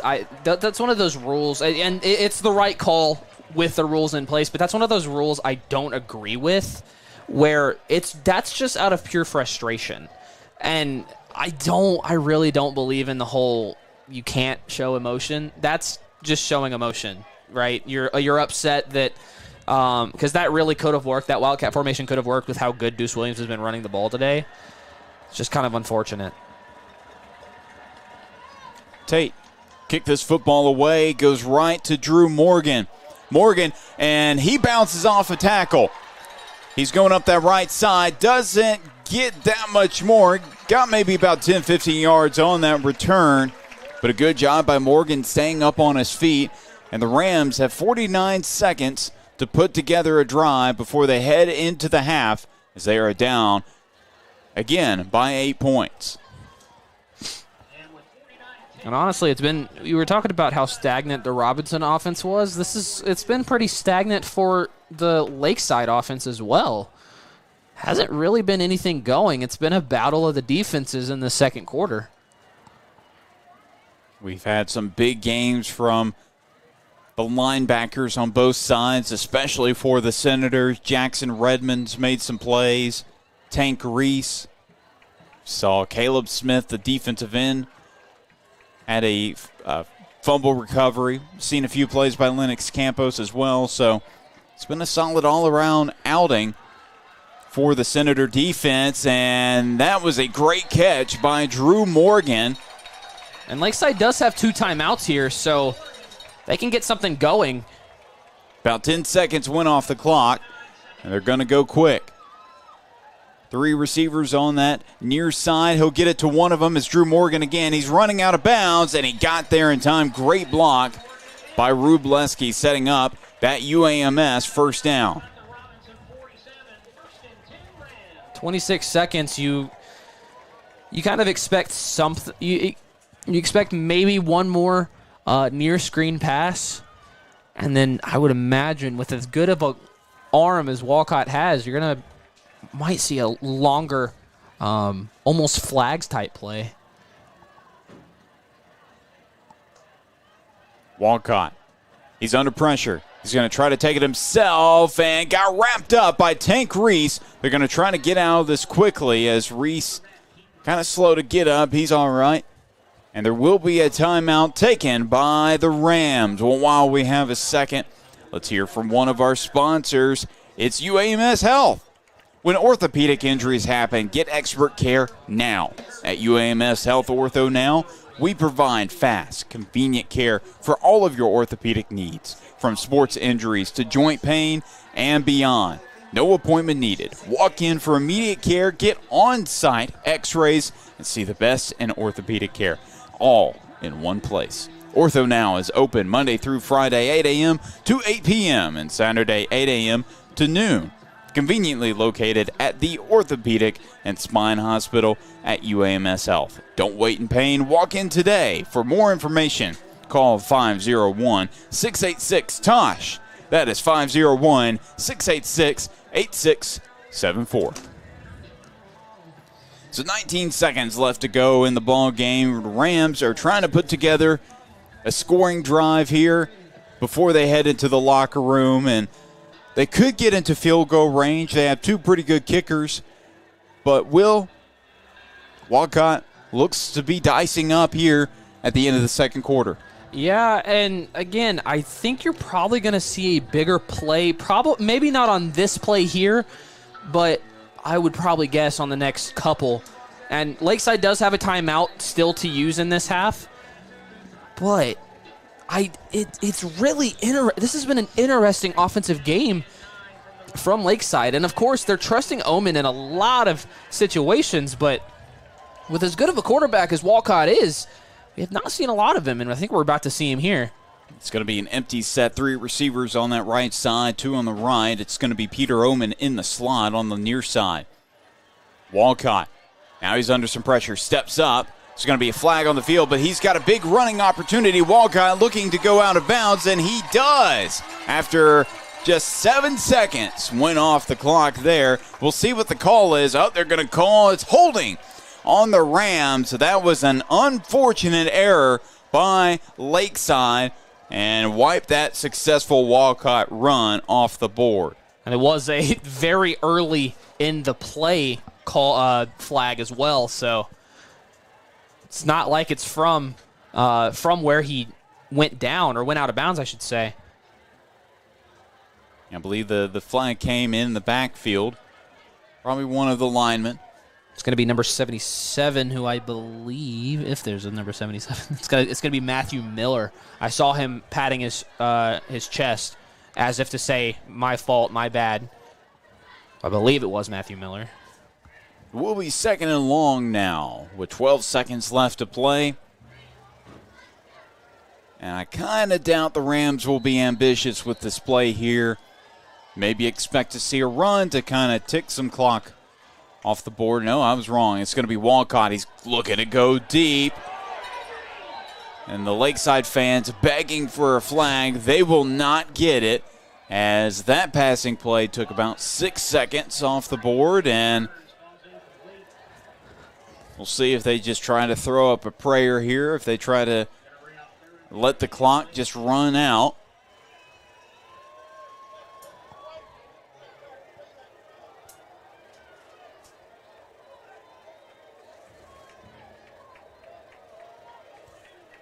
Third and 19 on the 44-yard line. And will be a run by Omen. And he's eventually brought down, and that will bring the first half to a close. 14-6 is your score. Your Joe T. Robinson Senators on top. And we will see what type of adjustments they are able to make when we come back in the second half on the Robinson Sports Network.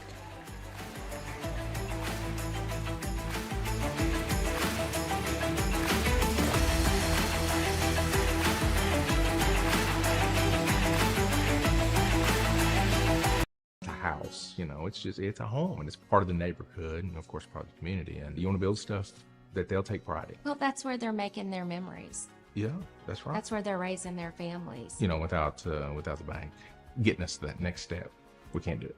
It's nice to be able to call someone at the bank and say, hey, you've worked with us for all these years. This is what we're thinking about doing. Can we pull the trigger on this today? Oh my stars. It is just so much easier to bank with First Community. I'm Dr. Lowry Barnes. When it comes to orthopedic care, there's no place like the Orthopedic and Spine Hospital at UAMS Health. We built this hospital just for you, with state-of-the-art surgical suites, advanced technology, and the state's largest group of fellowship-trained orthopedic surgeons. It's the best place in Arkansas to get you moving again. And if you need urgent orthopedic care, UAMS Ortho Now is right here for you at the Orthopedic and Spine Hospital at UAMS Health, where motion lives and service leads. It's not just a house, you know, it's a home and it's part of the neighborhood and of course part of the community. And you want to build stuff that they'll take pride in. Well, that's where they're making their memories. Yeah, that's right. That's where they're raising their families. You know, without the bank getting us to that next step, we can't do it. It's nice to be able to call someone at the bank and say, hey, you've worked with us for all these years. This is what we're thinking about doing. Can we pull the trigger on this today? Oh my stars. It is just so much easier to bank with First Community.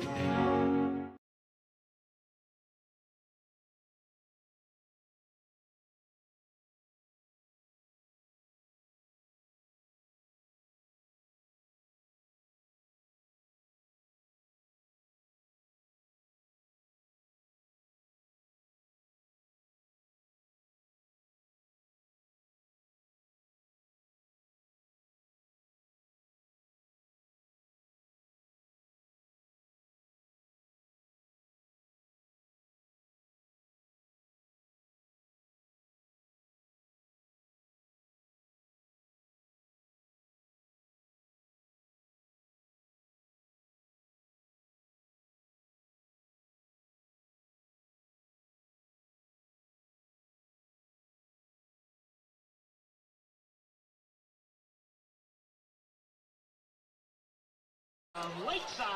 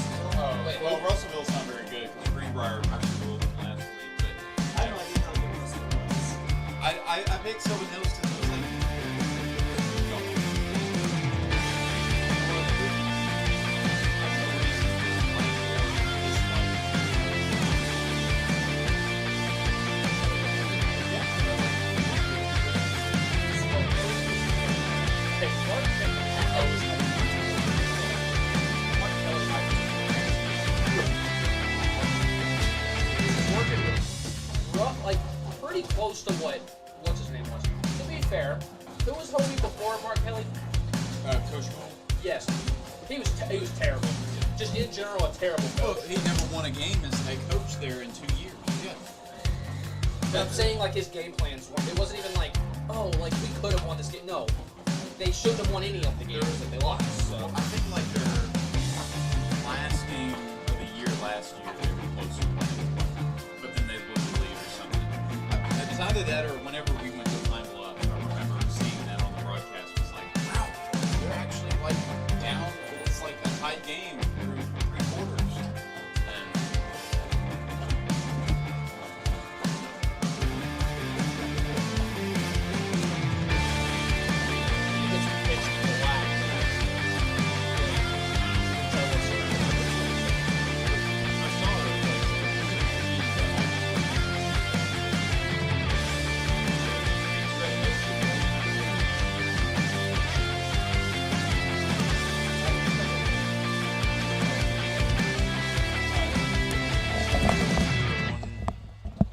I'll give you a countdown.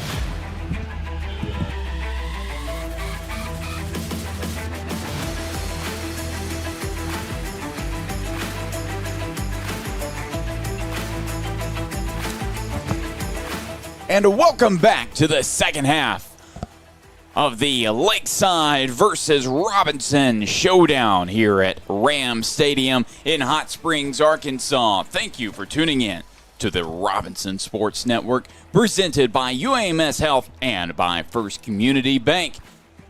And Will, we are just about ready, about 3 minutes ago before we get the second half started. But, Will, what did we see in that first half where Robinson would come out on top by 8 points? Of course, current score is 14-6. you saw a lot of Deuce Robinson. Wow. Deuce Williams. Saw a lot of Deuce Williams. And I think you also saw, and I'm going to keep highlighting this because I think it's very important to see this, is that Reese Simpson is having a better game than he has in the past couple weeks. He's more accurate. He's only had about, I would probably say he's had one inaccurate throw, and then he had the one towards the middle of the second quarter where it was a miscommunication, which that does need to be worked on. We've seen it quite a few times in this season, but you've seen a lot of Reese Simpson being more accurate. You've seen a lot of Deuce Williams being Deuce Williams, the son of Kevin Williams, one of the, So I think you're seeing a very potent offense that just can't capitalize. I also think you're seeing probably the most potent defense you've seen this year out of Robinson. This has been an unbelievable display because it cannot be understated how good Wally Walcott is. He is a very, very good quarterback, and so far he has been held to allowing his team to just score 6 total points, which is a very, very good number to keep somebody like Wally Walcott under. Of course, that one touchdown for Lakeside was courtesy of Peter Oman, and of course have not. Will, when you look at that the receiving core for Robinson is incredible. You have Akeem Frampton, you have Braylon Brown, who they've yet to find today. You have Josiah Warrior Benson, not to mention Petty and Todd and Grimes.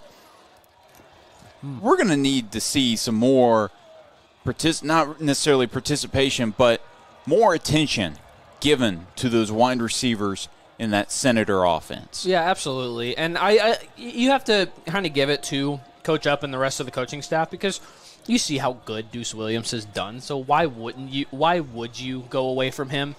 But in the times that we have seen, it does kind of feel like it's kind of one-dimensional in some of these plays. You're going only for Josiah Warrior Benson because he's taller or, whatever it may be. And then we also had that play where Deuce Williams could have probably picked up a first down but dropped it on a screen pass. So it's very possible, I want to see other players get involved. We saw a very good pass to Hakeem Frampton who picked up, I believe, I don't remember how many yards, but he did end up around the 10-yard line. So very, I do really hope to see more of this receiving core. And, man, we haven't talked about it much this season, but even when some of these players go off to play college and, whatever, there are more behind. And my goodness, is that unbelievable. Absolutely. Of course, the one senior starting receiver for the Senators is Josiah Warrior Benson. He's already committed to go play football at UCA as a wide receiver. Of course, right behind him, you have Petty, Todd, and Frampton, along with Grimes as your junior wide receivers that will be seniors next year. And then Braylon Brown, who actually just picked up another college offer from SMU when he took a visit last weekend. Of course, he's a sophomore. He's a great receiver, will be a part of their team for a long time. It's going to be a straight line kick to Morgan, who picks it up around the 5-yard line. He's trying to go around his blockers, and he's brought down by the ankles at the 20-yard line. I think they might credit that tackle to Damon Sally. That was an interesting kick. It was, but it was one of those that Morgan was really kind of scrambling to get that ball up under him. It's one of those very unusual kicks to kind of control.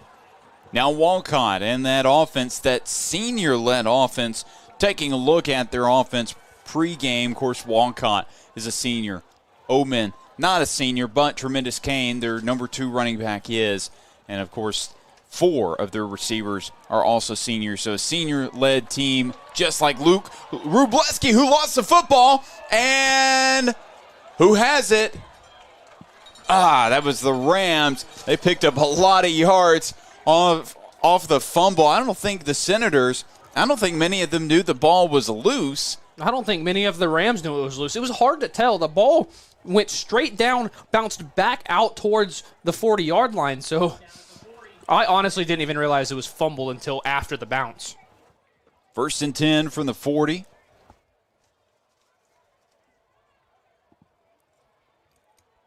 We'll see what this Ram offense cooks up here. 2 receivers on the near side, 1 on the far side. It's going to be handoff to Omen. Omen, he's got some blockers. He dives ahead, gets about 5 yards on that carry. Actually, I think they might give him 6, so it will be 2nd and 4. Just 1 minute off the clock in the 3rd quarter. And for only about a minute through the quarter, the Rams have made up some good progress down the field already. Similar formation. Walcott keeping it. Walcott, not known as a runner, slid, and they're going to call the flag. I don't know if I agree with that. Now, obviously, when a quarterback is making the sliding motion, you cannot hit him. But he made it late. I thought that the tackles came in at the right time, just when he was already on the ground. I don't know. Well, obviously, they typically go ahead and give it to the quarterback in that situation where he is defenseless, and so it should be an automatic 1st down for the Rams. Now, and don't get me wrong, you need to protect the quarterback as officials, because if you don't know, that is the least protected player on the field when on the field. So if this is, it would not surprise me. Also, big shout out to the concession stand. Probably the biggest hot dogs I've ever seen in my life. I looked at you and I said, why is it $4? And then I got it and I said, oh, that makes a lot more sense. It was like 1.5 hot dogs, basically. Dude, unreal. But also, that also, shout out to the facilities here. This is one of the most beautiful stadiums I've been at, high school football-wise. It reminds me a lot of A-State, which I was telling you about. They don't have quite the, waterfalls, and it is going to be 15 yards, I believe. Yeah, it will be a 15-yard gain on the penalty for the Rams. They will have the football at the 32-yard line of the Senators. So unfortunate error there by Robinson. You could probably argue that all day long, but they will 99 times out of 10, they're going to give that call to the quarterback who's making that sliding motion. Especially when the helmet comes off. Yep. And he won't be able to play on this play right here, I believe. No, he will not, but they will go with Tremendous Kane and Peter Omen, the 2 running backs. It will be Omen that's kind of playing Wildcat here. He'll fake the handoff, and he's tracked down in the backfield by Caleb Smith for a loss of 2. And that's one of those things that you know what's going to happen there. You know that it's going to be Kane or it's going to be Kane Omen. or Omen, and especially because Walcott was not able to be on the field for that play, so you know to hunt immediately. You know that there's not going to be a passing play coming out as long as James Hall is not on the field. So James Hall being the backup quarterback for this Lakeside team. Correction, that was a loss of 3. That's going to be tackle for loss number 7 on the year for Caleb Smith. Walcott back out there. He's running and he's somehow able to get away. That pass is incomplete as he lost the helmet again. And there's another flag, a late flag. I didn't see what happened after the play. It may be a late hit. I'm not sure. We will see what the call is.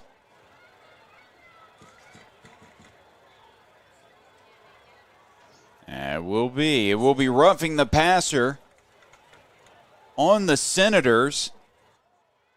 I'm curious if they kind of show that replay on the big board.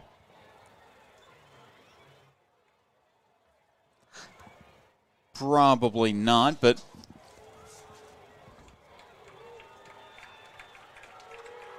now, again, I'm all for protecting the passer, but they have called both of those penalties after his helmet had come off, as if that's kind of the catalyst for that. And I'm not accusing anybody of anything, but that feels a little odd because, yes, you can call that roughing the passer because it might have been a late hit, but they have only called it after his helmet has come off both of those plays. We're going to have a stoppage in play.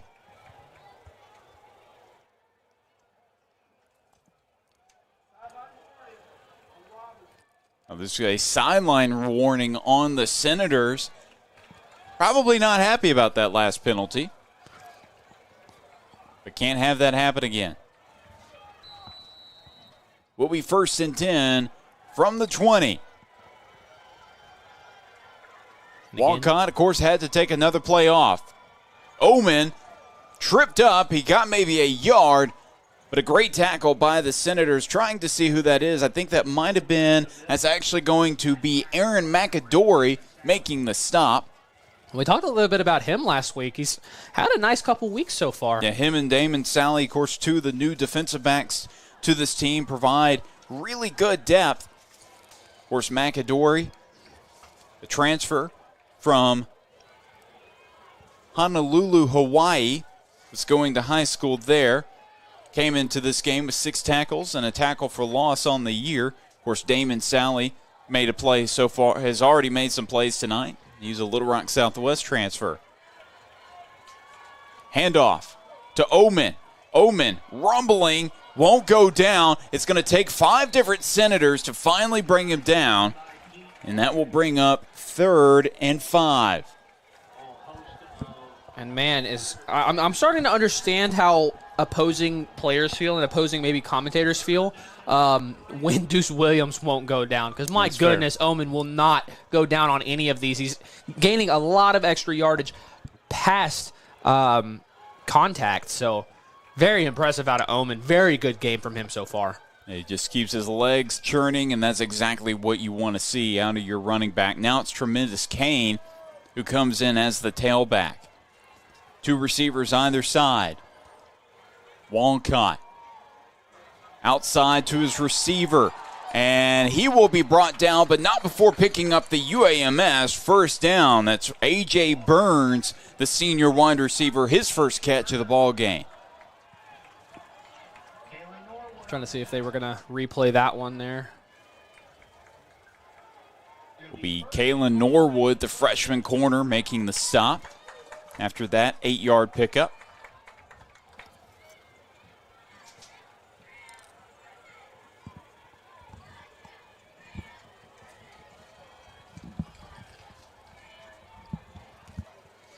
Hand off to the running back. It's Kane. Kane has a hole, but it closed quickly, and he went up and under. Who was that? It's probably Tank Reese. That's exactly who that was. Tank Reese making the big stop for the Senators. And it's pretty impressive because it's obvious. We're biased. I don't feel too nervous until that ball has touched the blue turf, right? Because this defense has been very good deep into their own territory. Well, and so far in this drive, it's been the penalties that have really hurt the Senators. Now it's 2nd and goal from the 6-yard line.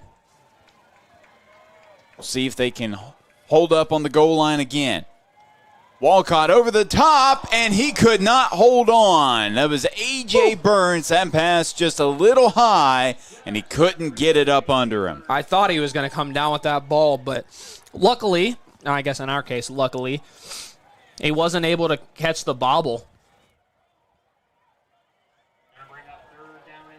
That would have been Burns' 2nd touchdown of the season. Had just 2 all of last year as he was playing behind Ballard and Ben Vincent. 2 great receivers. Of course, Ben Vincent went on to play college football at Bethel College in Kansas.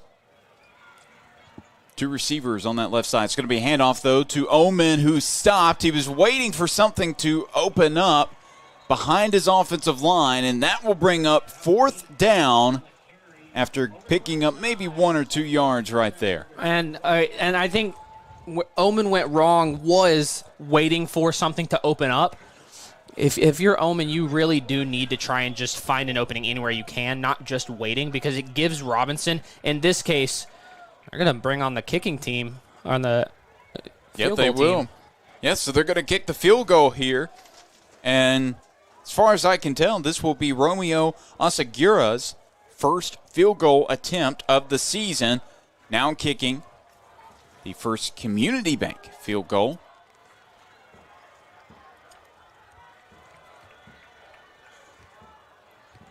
That kick is up, and it's good. So Asagura nails the first Community Bank field goal. And while we have a second, let's hear from our sponsor.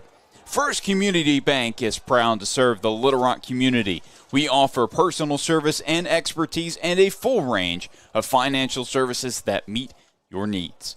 For all of your banking needs, First Community Bank has you covered, and if you need help figuring out which product is best for your needs, our knowledgeable and friendly staff are ready to help you find the best solution for your situation. First Community Bank, where community comes first. Member FDIC. Well, if you're Robinson, yes, you allow a field goal, but that's still a win. That's still a victory in that situation, especially after giving up so much yardage because of those penalties. I mean, once again, the defense holds strong in the red zone. That is, I believe, the second stop. Yeah. Well, we'll call that the second stop because we'll consider a field goal or an extra point blockage. A stoppage in the red zone. But again, this defense has been a shining light in a otherwise stagnant game for Robinson. Of course, a lot of time went off the clock. 5:41 left to play in the third quarter as your Senators are up by 5. Kilgore is kicking. I believe that's going to be Deuce Williams that gets up under it. Deuce has some blockers. Hurdles a man. Deuce Williams, he's got one man to beat. It's the punter. He's got another one to beat. And he's going all the way. 10-5, touchdown. Senators with the score. Another one on the year. We were talking about it at the beginning of the game. I thought he was going to have his third. He gets his third now. And I was just going to say, you need to score here in this drive. And who else but Deuce Williams? That's his second touchdown out of the game and his 7th on the year, I believe, if you don't correct me. 7? Has to be 7 because he had 5 going into this week. He has 2. Or did he have 4 going into the week? He had 5 because he had 3. He had 3 week 0, 2 last week, and 2 today.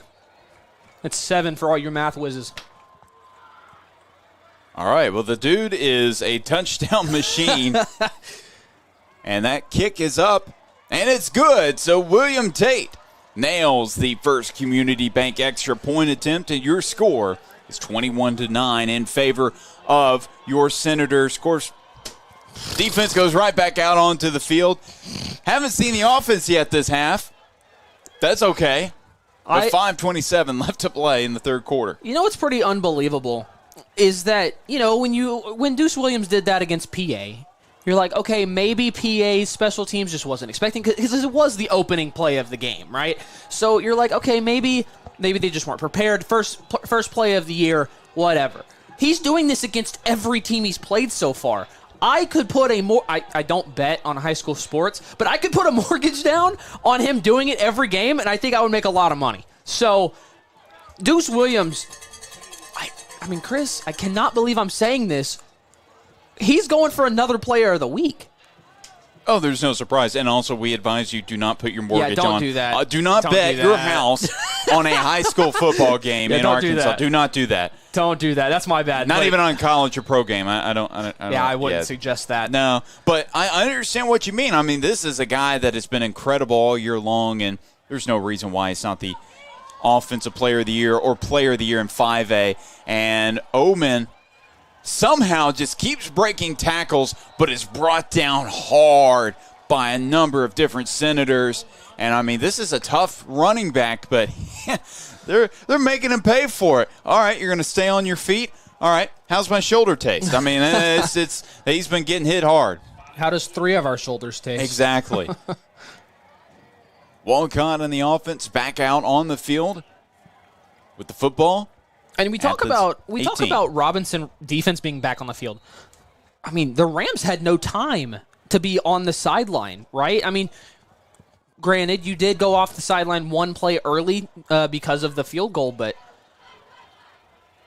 And Omen's going to get wrapped up there. And you have to think that Omen is running down. Like, then again, I also don't train the way these guys do, but to me, as much work as he has been doing in this game, you have to imagine that Omen is starting to run down a little bit. Because, I mean, I don't know about you, I feel like my legs would be made of jelly by now. Well, if I was getting hit as much as he is, running as much as he is, I'd be saying, Coach, I'm done. I'm done. See you next week. Will be empty set. Walcott looking to pass. Looks over the middle. Great defense by the Senators. He was looking for Rubleski. That was Redmond coming up with the pass breakup. And that's exactly the way you're supposed to cover a passing play. Absolutely perfect. He went for the tackle as the ball was coming through, batted it down. There's no PI to call there. Unbelievable play by Redmond. One of the best all-around defensive players we have in this state. And was certainly one of the best defensive players in 7A last year, and PA's, of course, he was at PA last year before transferring to Robinson for this year, but one of the best players in that league in their first year in 7A. Walcott falls. Are they? Oh, I thought they were about to throw another flag. I couldn't tell if there was contact made with Walcott or not, but that was not a slide. He just kind of fell. I think there was some contact there, but I think I cannot tell who that was, and I apologize, but I think he was also sliding down to try and stop himself. Yeah. A lot of times those calls are based on if there was intent to hit. Yeah. And in that case, I don't think there was any intent whatsoever. 2 receivers on the left side, 1 on the right. Omen remaining in at running back. He's going to step up as an extra blocker. Of course, they will punt the football away. I think it's about the 3rd time they've done that this game. And that ball will kind of help the Senators out a little bit as it bounces back around the 46-yard line. So the Senator offense finally comes out onto the field. We will see what Reese Simpson and company have in store as there's 3:45 left to play in the period. I also want to, first of all, shout out to everybody that's on the stream. I believe we're having around 300 right now. Nice. So big shout out to everybody. I also want to give a big shout out to Rhett. I know you're listening because you hear my voice. That's my cousin, small cousin, goes to Robinson Elementary. Along with his siblings, both go to Robinson Middle and Elementary. So big shout out to my family that all go to Robinson. I have more connections at Robinson than I anticipated to when I first started this. Yeah.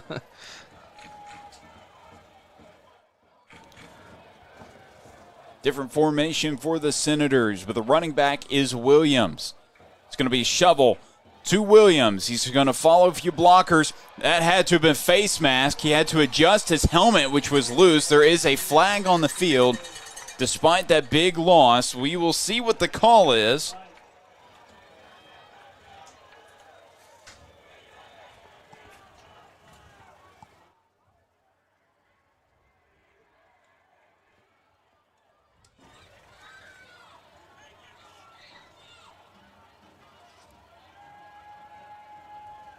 It is going to be, looks like face mask 50. Yep, face mask on the Rams.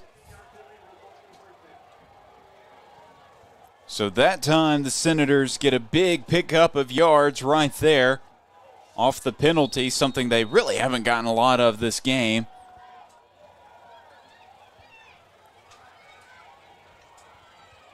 Handoff. Cunningham gets planted hard in the backfield. That was going to be a tackle by Logan Clark, the linebacker, making the big play.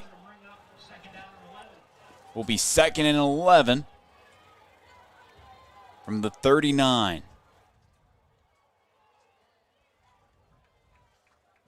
Frampton and a Brown on that left side, Warrior Benson on the right. Simpson. Big throw coming up. He's got a man. Oh, and just kind of in the middle of both Warrior Benson and Frampton. And I'm not really sure who he was looking for. I thought it was Frampton.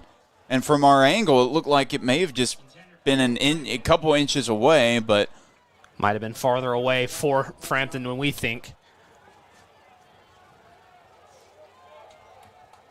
But those vertical passing plays have had the potential of working out in this game, just have not really seen one outside of a big catch from Frampton earlier in the first quarter. Just not much else has worked. Simpson steps up. He's going to take it himself. He slides down. That was a late hit. There we go. Flag that time. 2 flags come in. Reese Simpson slid. They hit him.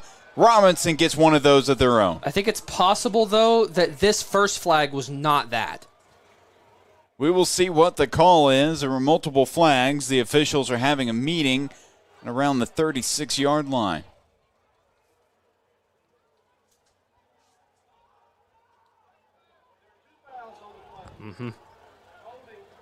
They will be holding on the offense. And of course, they will replay the down after the offsetting penalties. A lucky break for Lakeside there. It definitely was lucky, and they picked up that holding call. So it will remain 3rd and 11 with 2:42 left to play in the period.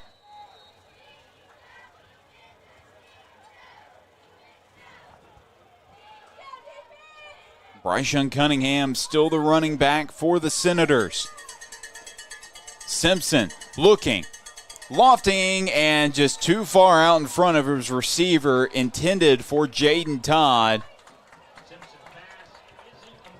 And no movement on the sideline just yet. But now, okay, now they will send out the punt unit.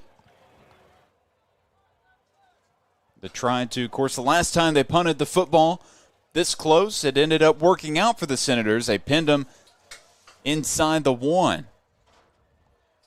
And again, this is one of those situations. If it does hit the blue turf out there, you do push them back another, I believe, 19 yards. As that will be a flag. Okay, well, it's going to push them back a little farther. Yep, Senators, so Tate has a little bit longer, more field to kick, I suppose. But, yeah, will be penalty on the Senators.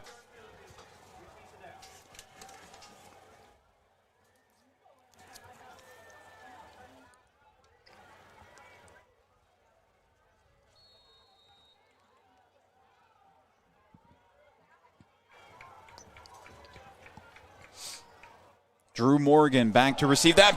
Oh, that snap way over his head. He's got to do something with it. Tate. Oh, it bounces off a Ram. The Rams could get the football here. They pick it up, and he's still not down. He's in the end zone for a touchdown. The Rams have the lead. Oh, my goodness. What a turn of events for Lakeside. They do not have the lead. The Rams do not have the lead. They don't? No, they do not. Oh, I'm sorry. I thought it was 14-9. Excuse me. Rams don't have the lead with 2:20 left to play. But that was certainly an unfortunate turn of events for Robinson special teams. That snap just too high for Tate, and I think he'll learn. In a situation like that, he just needs to fall on top of it. But now the Rams will go out and kick the first Community Bank extra point attempt. And from having the opportunity to pin them deep in their own territory, now they're going to get the ball back, only up a score. And that is good. So your Rams not on top just, but 21-16. Robinson in the lead with 2:20 left to play in the third quarter.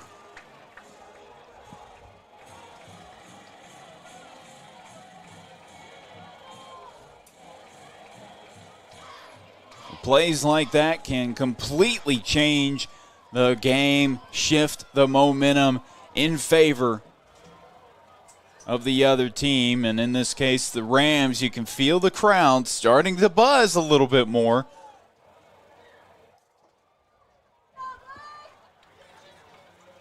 And I mean, if you're the Senators, I feel like this is a must score. This is a must get your get back, one might say. Get the points back, get the momentum back in your favor, because the momentum will shift, and it already kind of is towards Lakeside. So, and again, it goes back. I mean, an incredible break for the Rams. Could have been a first down for the Senators on that last drive, and it turns into a offsetting penalty call. Will be Kilgore to kick it off here.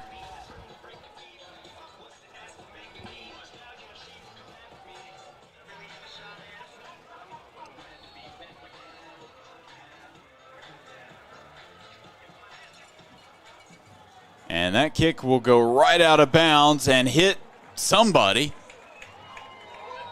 on the track. And I didn't see something over the middle of the field. One of the Rams is hurt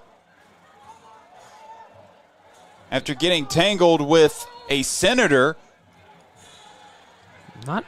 I have no idea what happened. The Lakeside fans were not happy. I believe that is number 19, Ocean Dryden, the senior defensive back, that got tangled up with a Senator. And he's being taken care of by the trainers right now. That kick was going out of bounds, so there was a flag already for that. But we'll see. We're looking at the replay ourselves. I believe it was two Senators were blocking him there. Of course, they don't know exactly if that ball's going out of bounds or not. So I'm curious what the officials rule. I didn't see another flag on the field. Of course, I don't think there was a penalty. I don't think they saw anything that happened.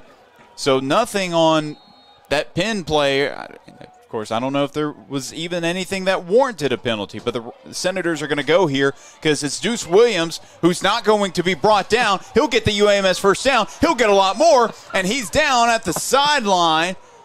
Brought down by McKinney, but a great first down run once again by Deuce Williams. Probably well over 100 yards by now. I could probably put – never mind, I'm not going to say that. But I would have to say he is way over 100 yards by now. And he is just continuing to put up – I mean, there's no MVP, but MVP numbers That's the best way to explain it. All season. Hand off again to Williams. Doesn't get as much that time, just about 2 yards, maybe 1, before being met by a wall of blue jerseys.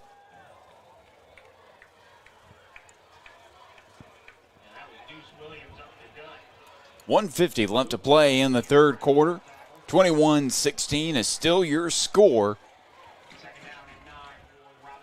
With your Senators on top, we want to thank you again for tuning in to the Robinson Sports Network, and hope to see you guys, of course, next week as well. Actually, not next week. It will be a bye next week, but after that, we will be at Watson Chapel as Simpson looks to pass. Up over, it's Lennox Campos. Lennox Campos, first catch and run of the year for the star defensive end. Yeah, unreal. We saw that type of play by Jackson Redmond in week 0, and we asked Coach about that.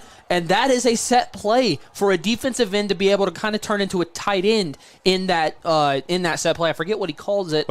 So they're really H-backs. You know, they're exactly. They're those blocking tight ends, essentially. But, yeah, Jackson Redmond has 2 catches on the year, and Campos also had a catch like that last season as Cunningham trying to go up the gut and met by a whole bunch of different Rams right there.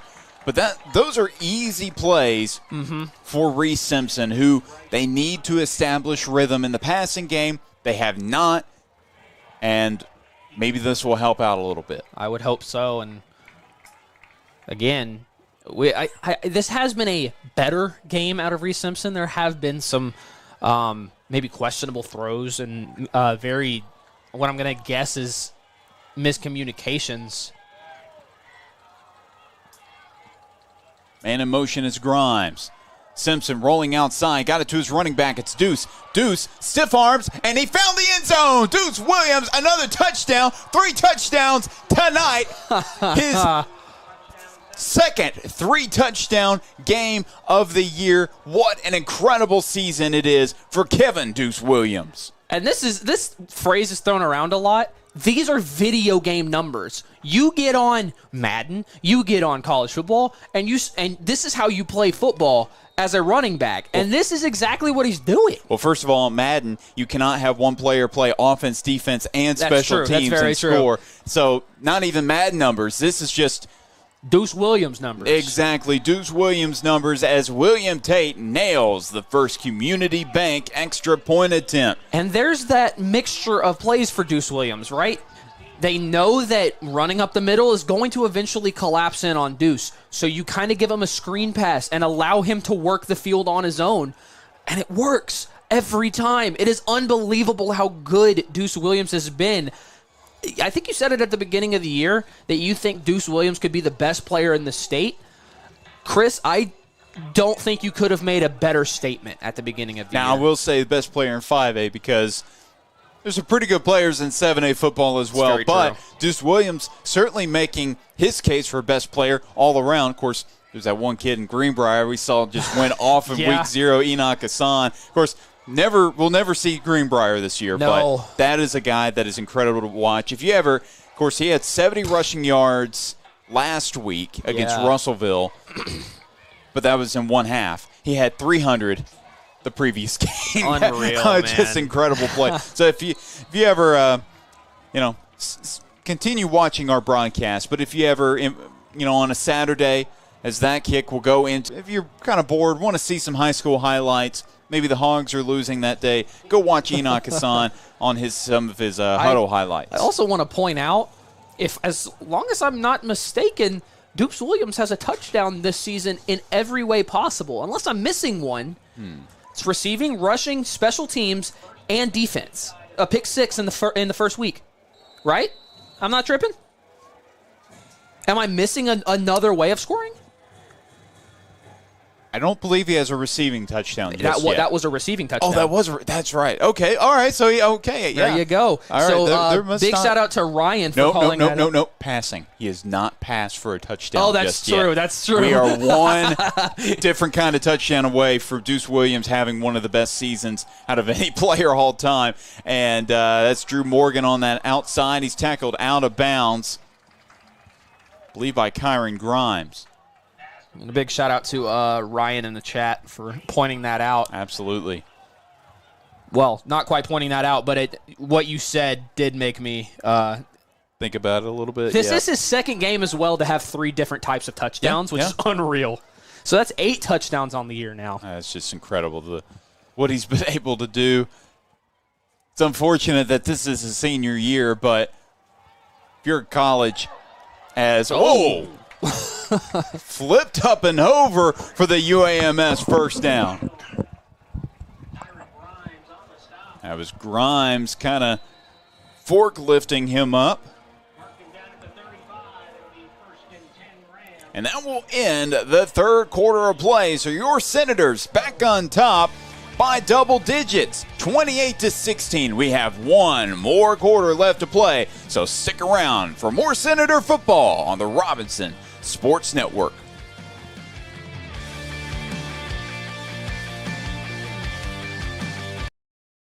I would say school choice is a great option. You can do your research like we did, visit with other parents that have children in the district. We visited the schools before we made the choice to come here. We chose to school choice because we have had such a great experience here. Teachers, staff have been so helpful and reassuring, and we've been forever grateful for it. And I'd do it all over again. PCSSD is a great option no matter where you live.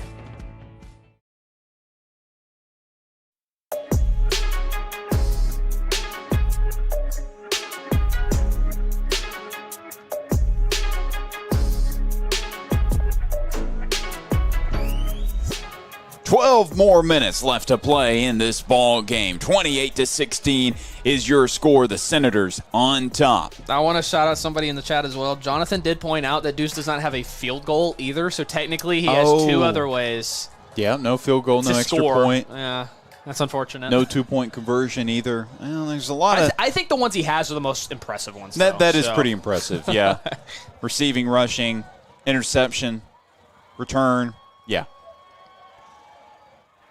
And Morgan could not get a hold of that as Walcott suddenly was under a lot of pressure. By Dominio Patterson. Yeah, Patterson went through the line. Yeah, he went through the line scot-free, and Walcott just had to get that football away.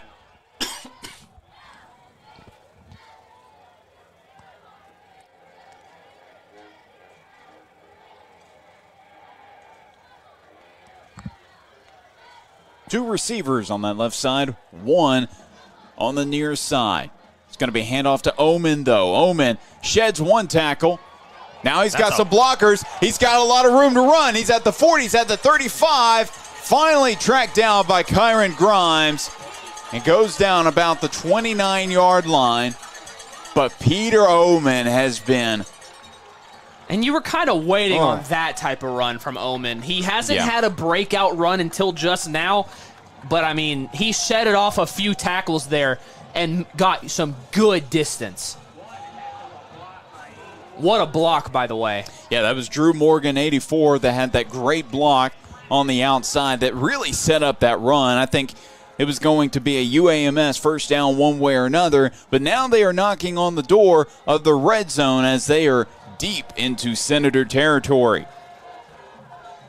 Handoff this time to Tremendous Kane up the middle. Nothing really there.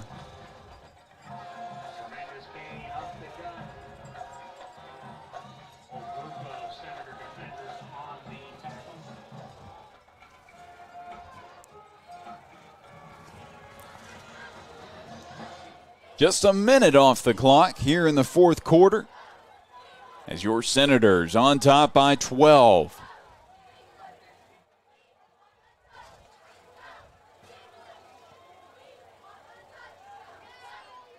Second and 7. Walcott looking to pass. It's going to be a deep lofting one to Drew Morgan and could not get it to him. That will bring up third down. Would have been a big play to his big play receiver, and that would have been his fourth touchdown reception of the year if they could have completed that. And that's the second one that's just been overthrown in the end zone. We had one on the opposite side of the field by Wally Walcott. I believe it was the one out to Quadarius Jackson. So Robinson getting a little lucky on those that were slightly overthrown because they were close. Well, that's happened for Lakeside as well. I mean, Robinson has had close to some big plays, just has not occurred. And Kane is brought down. Jackson Redmond in on the stop, and that will bring up 4th down and 6. And I cannot get over how good the defense has been in their own territory. It has been unbelievable to watch. They do have one more down they have to play, though. We'll see what the Rams decide to do here. They do need to score the football again to try to make this game even more interesting. Answer a question in the chat. No, the wind is really not blowing at all. No, wind is not a factor. These have just been overthrown. Walcott looking. Outside, got his receiver. I believe he got both feet down in time. And that will be a UAMS first down. 9:47 left to play. That was A.J. Burns, his second reception of the evening. And that's kind of been a play that's kind of messed with Robinson on some of these 3rd downs and especially 4th downs throughout the year. They're not quite screen passes. They're just kind of out routes to give them just enough yardage to get the first down. And again, you see why. And it's going to be a run up the middle. Didn't get much by Omen as he was stopped immediately.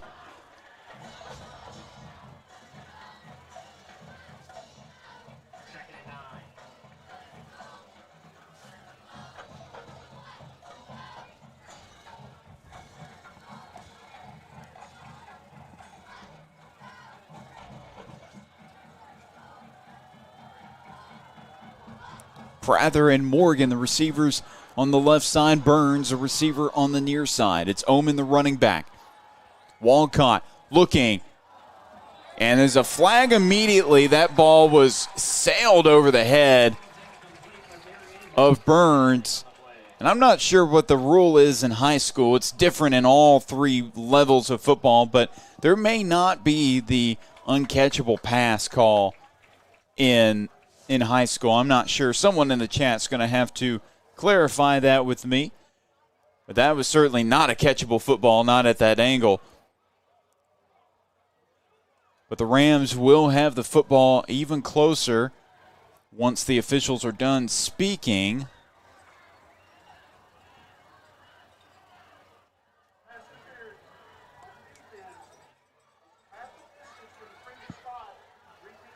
And we'll repeat 2nd down, but they are inside the red zone.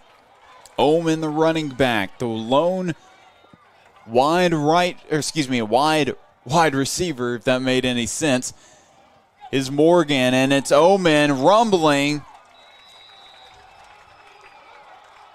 Solid tackle by the Senators. Multiple players in on the stop. Patterson, and I believe Grimes laid a big hit as well.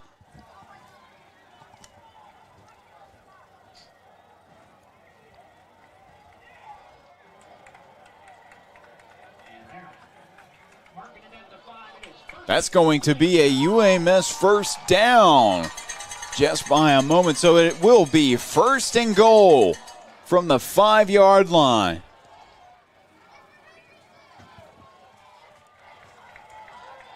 Same formation. And there's going to be a timeout by Robinson. 28-16, still your score with 8:36 left to play in this ball game. While we have a second, let's hear from one of our sponsors. It's UAMS Health. When orthopedic injuries happen, get expert care now. At UAMS Health Ortho Now, we provide fast, convenient care for all of your orthopedic needs, from sports injuries to joint pain and beyond.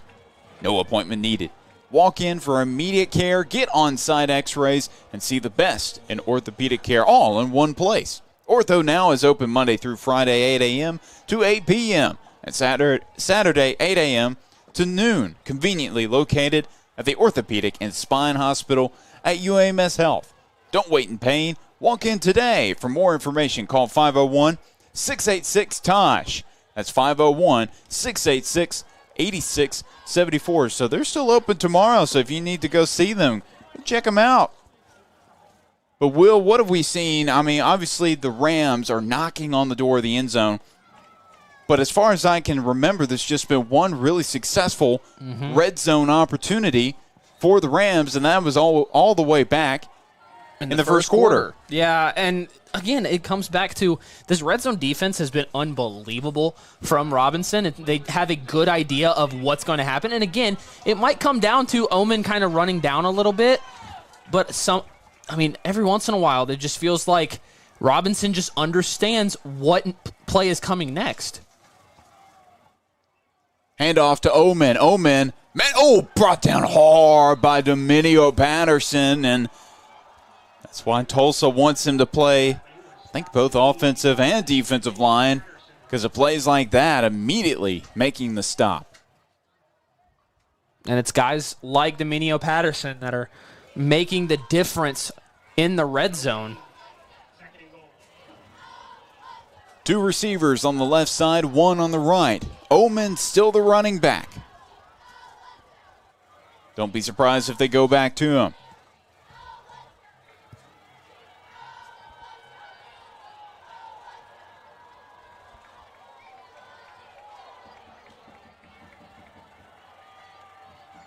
Actually, it's going to be Walcott. Looks over the middle. Could not get it to his receiver. That will bring up 3rd and goal. That was kind of a risky pass. It seemed like there were a lot of white jerseys middle of the field.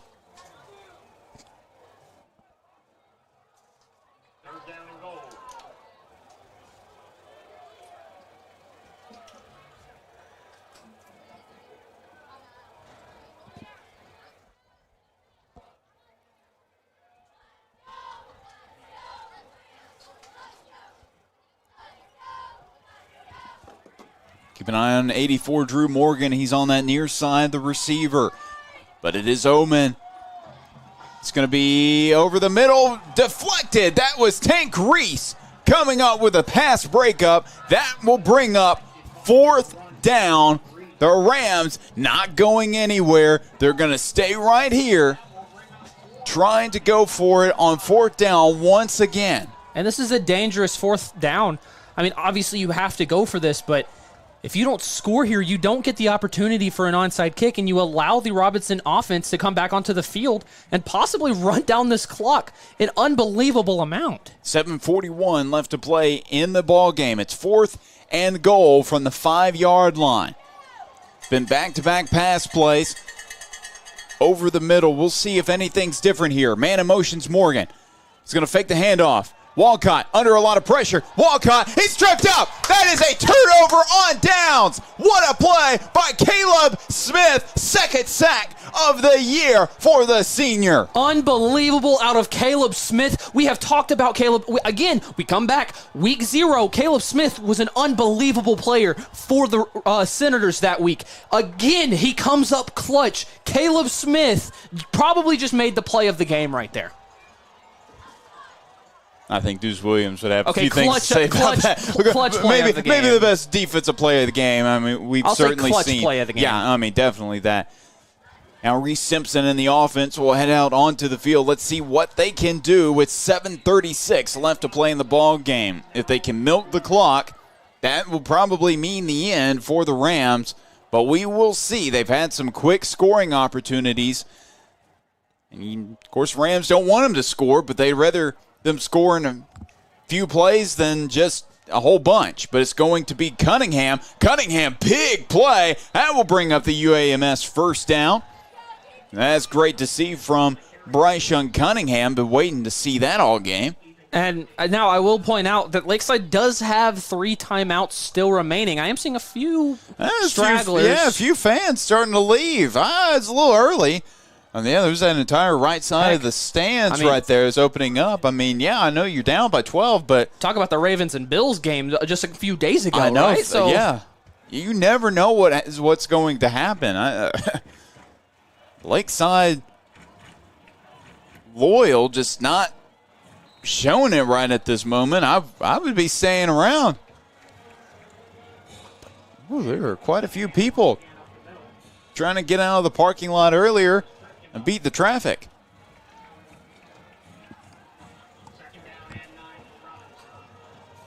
Will be 2nd and long, 2nd and 9 to be exact.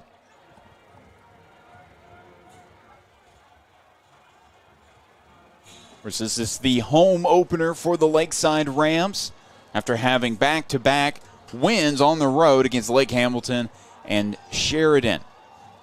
And then next week, actually they won't play next week, as that's going to be a big play. Josiah Warrior Benson. Could this be the first time he finds the end zone? Yes, it will be. Josiah Warrior Benson with the score. Touchdown, Senators. All right, Lakeside fans, you can go home. And I see the Josiah Warrior Benson fan club over on the opposite side of the field jumping for joy. And I do want to talk about, oh my goodness, is that kid fast. He broke out down the field so quick. I didn't expect him to make it all the way that fast. Look, I mean, he's a big play receiver. He's one of those that gets a lot of jump balls, but we have not seen him that fast with that much space. But a great find by Reese Simpson. We're starting to see a little bit more confidence. Oh, exactly, Ryan. If you don't like that, you don't like Joe T football. What a play. I do. But Joe, again, Reese Simpson starting to find a little bit of rhythm. Well, he's got 3 touchdowns so far tonight. Now it's Tate on to kick the extra point attempt, the first Community Bank extra point attempt.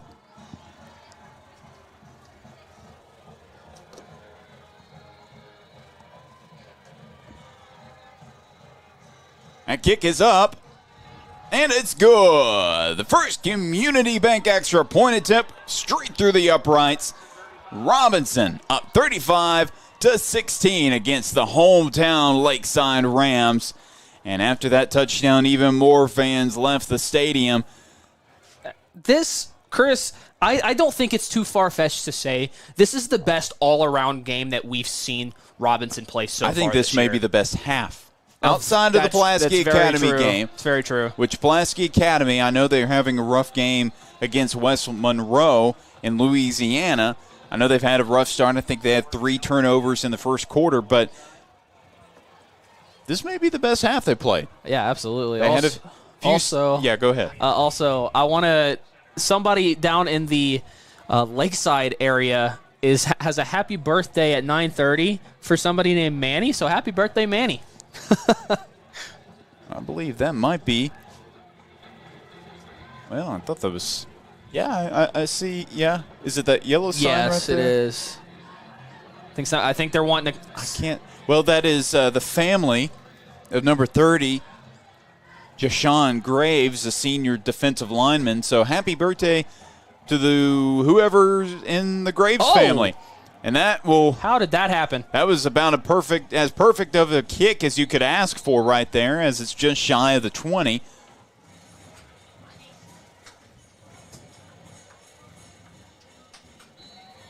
Player is down on the field right now. There is a player. It will be a Senator that's down on the field. I think he got landed on because immediately the Rams kick returner immediately went down to make sure he was okay. Trainers are going to check him out. The 6:09 left to play in the ball game. 35-16 is the score. Lakeside has one more chance to make this game interesting.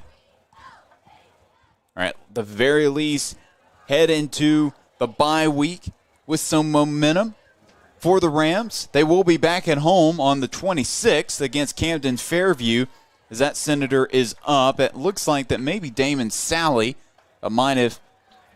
I believe that is Damon Sally. He's up. He's all right.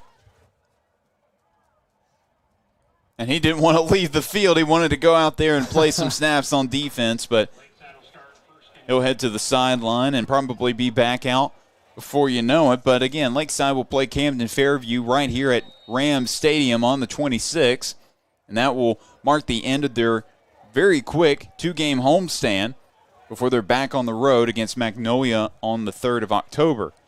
Of course, your Senators will also be on bye week next week as Omen is wrapped up by a bunch of different Senators. It was Campos making the big stop. There will be Watson Chapel next, 2 weeks. And we'll be at Watson Chapel. And that will mark the end of their brief 2-game road trip before they host Jacksonville on the 3rd, and then they're back out on the road for a 3-game road trip for the rest of, almost the rest of October. Walcott pumps, looking left, is a deep shot down the field. He's got his man open and just too far out in front of him. Incomplete. Good defense by the Senators. Cannot tell who that is, but that was very well covered. One guy, I've only said his name once. I believe that's Kalen Norwood. He's the freshman corner. You don't typically see a lot of freshmen get a lot of time, especially right away with the Senators. But even Braylon Brown, a 3-star receiver, did not play at all on varsity as a freshman last season, even though he was incredible on the junior high squad. But Kalen Norwood just has been making plays all season long, as there's going to be a timeout by Lakeside.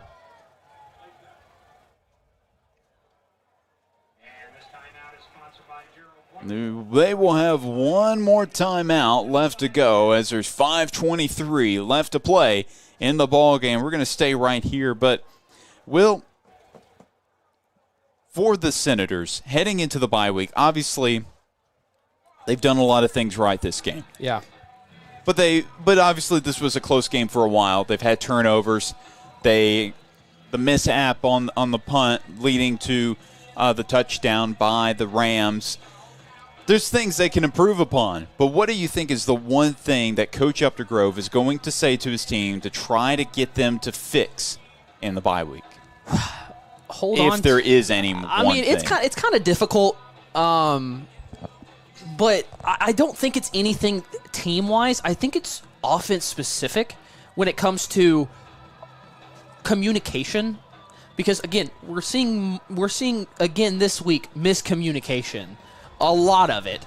And that's not what you want to see for an offense that has some of the weapons we have. I mean, we just saw Josiah Warrior Benson sprint. I mean, ran what felt like a 3-4 down 50 yards. Obviously, that's not true, but with as good of a weapon, with as good as weapons as the wide receiver core is, the miscommunications cannot happen as much as they are as he bobbles that ball. Walcott looking over the middle, couldn't find his man. He was looking for Rubleski. And speaking of Warrior Benson, he made an incredible play against the right tackle. Great swim move to get right to Walcott. I think they'll probably give him credit of a hurry, or at least of a pressure on that possession. And you're kind of forced, as the Rams, to go for this. Well, if they want, I say that. Well, I mean, it's not going to be. Yeah, it's going to be another punt, I believe. It's a great punt. Fourth punt of the day. The bounces have not really been working out the way the Rams have been hoping. You want that bounce to just keep going and going and going towards the other side of the field, but it's been kind of laying perfect, as it's right there at the 41-yard line. And the Senators, we'll see what they do on this drive. I imagine it's probably more so just running the ball. Yeah, drain the clock. And, I mean, again, I think this is one of Reese Simpson's better games, but in this case, miscommunications are happening. And so if you do get those incomplete passes, it stops the clock. You'd imagine it's just going to be some handoffs to Bryson Cunningham and Deuce Williams. I don't imagine that they're going to try and score unless they have open field, but it's going to be William Moore on the carry, his second carry of the ball game.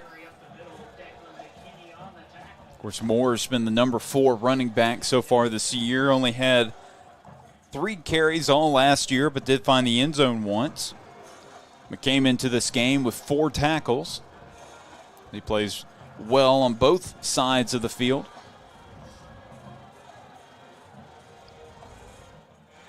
Two receivers, right side, one on the left. Moore remains as the running back. He'll get another handoff. Moore up the middle, and he's met by a number of different Rams, including number 48, Reed Baker, the junior.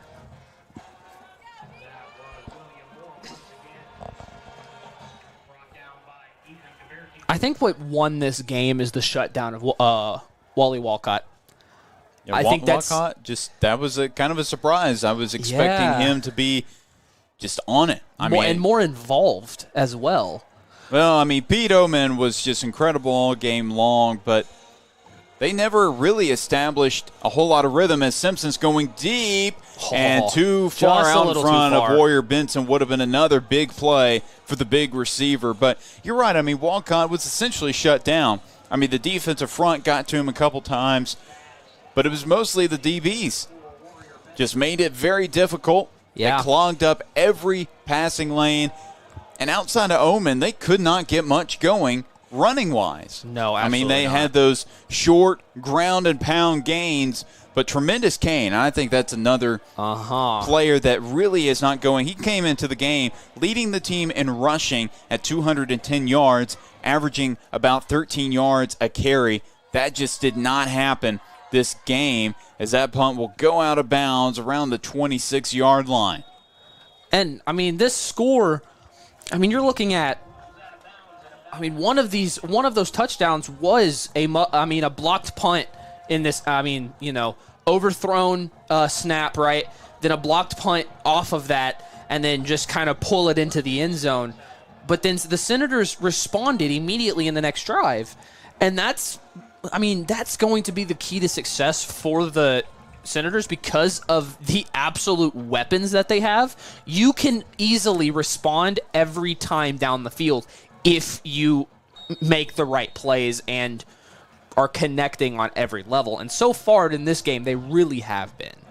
Walcott back out on the field. Oman still the running back. The starting offense still out there for the Rams. Walcott, quick pass to the outside. It's Drew Morgan. Morgan following a blocker, goes out of bounds. That play's still going as it just kept going further and further out of bounds. That will be second and... Let's see what the official... what they have it marked down at. I'm going to say 2nd and 3. 3:37 left to play in the ball game.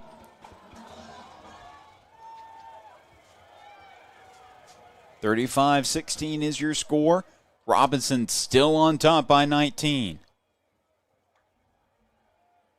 Another quick pass to the outside. It's Morgan. I believe that is a catch, but that will allow the clock to roll after he dropped immediately on top of it.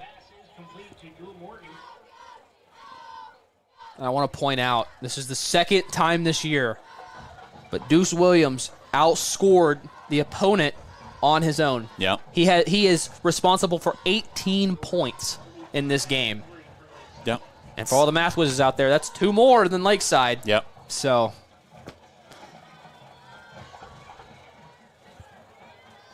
we'll say we're seeing a few more names, new names on that defensive front or defensive side for Robinson. Saw Zach Compton out there who was trying to make a play there. I saw Isaac Smith as well. Haven't really seen them much this year, but they're a part of having them bring up 4th down right there. 2:32 left to go. I think the Rams just kind of know this one is out of reach. We do want to still string together a few good plays to head into the bye week. And if you're the Rams, what is the one thing that could have been fixed that would have helped them out in this ball game? Ooh, that's a little difficult, but it's incredible because you could say this about the past 2 weeks, and it is going to be a punt, I believe. Yeah, it will be. That was almost blocked. That went right out of bounds around the 44-yard line. Shutting down Deuce Williams. And Yeah. and we talked about it during one of the breaks. You know, there are so many players on this Robinson team we want to talk about. We want to highlight them. But Deuce Williams has taken over every game so far. And that's not that's not over-exaggerated either, right? He has been absolutely unbelievable. And shutting down Deuce Williams, honestly, is not for the faint of heart, right? He is able to do it on every level. But I think also one thing that the Rams could have done a little better is going for some more of those chunk plays, because, again, they were using Omen in a lot of those areas, and he only had one major run, and it didn't turn into anything. Their red zone offense just was not good enough to be able to stay in this game. William Moore, they may get him with forward progress and say no gain.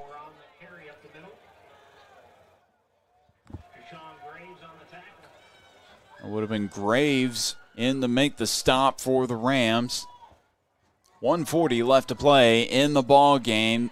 Senators just going to try to run the clock out. Seeing a few different faces on that offensive line. Sheriff Wolf still the center. First of all, Sheriff Wolf is such a cool name. Oh, absolutely. So Peyton Cobb, the right tackle, as well. I want to say Tony Brown is also out there. And it's going to be Trey Petty, the wide receiver, also is kind of getting some snaps at running back. I can't believe you didn't make your thing that you've been wanting to say when Sheriff gets on the field. Oh, dang it. Well, I'm sure it'll happen at some other point. We won't say it. I'm gonna, Chris. It has to come naturally. Yeah, when Wolf makes a big pancake block or recovers a fumble or something, you're gonna know. You'll know it. Yeah. And this should be the last play of the game. Also see number 52, Blaze Anderson, also on that offensive line. So a lot of new Robinson players getting some snaps on the O-line. And it will be victory formation for the Senators, and that will do it. So your Joe T. Robinson Senators are undefeated this season so far as they move to 3-0 on the year, and the Hot Springs Lakeside Rams suffered their first loss of the year, now 2-1 on the 2025 season. And of course the Rams will have a contest after the bye week against Camden Fairview, pretty solid school, on September 26th. And then your Joe T. Robinson Senators will also have a bye week. So we will not see you all back again until September 26th, and it will be down in southeast Arkansas, where they will take on the Watson Chapel Wildcats at Watson Chapel. But Will, right quick, player of the game. You want to do offensive and defense? Let's do offensive and defense, and then what you got? Collective. Which okay. one do you want? I'll let you just name whichever, because Yeah, I know my answers on both. I'll go defense. Okay. Defense is going to be Caleb Smith. I would say so. Now, he probably didn't have the most tackles this game. He probably didn't have the most tackles for loss, but he had the crucial sack here in the fourth quarter. Yes. He made some good plays throughout the ball game, but I think offense and who the overall MVP is going to be somebody a little bit different. So I'll go ahead and let you not to be confused with his father, but that's going to be Kevin Deuce Williams. Yeah. Absolutely unbelievable game. 3 touchdowns. That's 8 on the year so far, which is unbelievable in itself. That is, what's the, I don't even know the average of that. That's something like 2.5 per game or something like that. 8 divided by 3, whatever that may be. But 3 touchdowns on the night, 3 different ways of scoring. That's second time of the year. And this is one of those games that not only did he score in 3 different ways, he ran the ball better. I'm not going to say better than last week, because last week was unbelievable, but he ran the ball unbelievably, not just scoring, because we talked about it in week 0 where he had those 3 touchdowns. We were like, oh, he didn't rush quite as much as we thought he did. This is not one of those weeks. 3 different ways of scoring and unbelievable running out of him. Deuce Williams again, once again. Another convincing performance if you want to consider him for the 5A Player of the Year. At the very least, the 5A Central Player of the Year. Oh, yeah. I mean, I know there's some great teams of the 5A Central, but so far, I don't know if anybody has had a player better than Deuce Williams so far. But thank you all for tuning in tonight. Again, the final score, 35 to 16. Sorry, they already wiped away the score out here, but 35 to 16 is your final score. We will see you in 2 weeks at Watson Chapel. Until then, be safe. Have a great evening, and go Senators!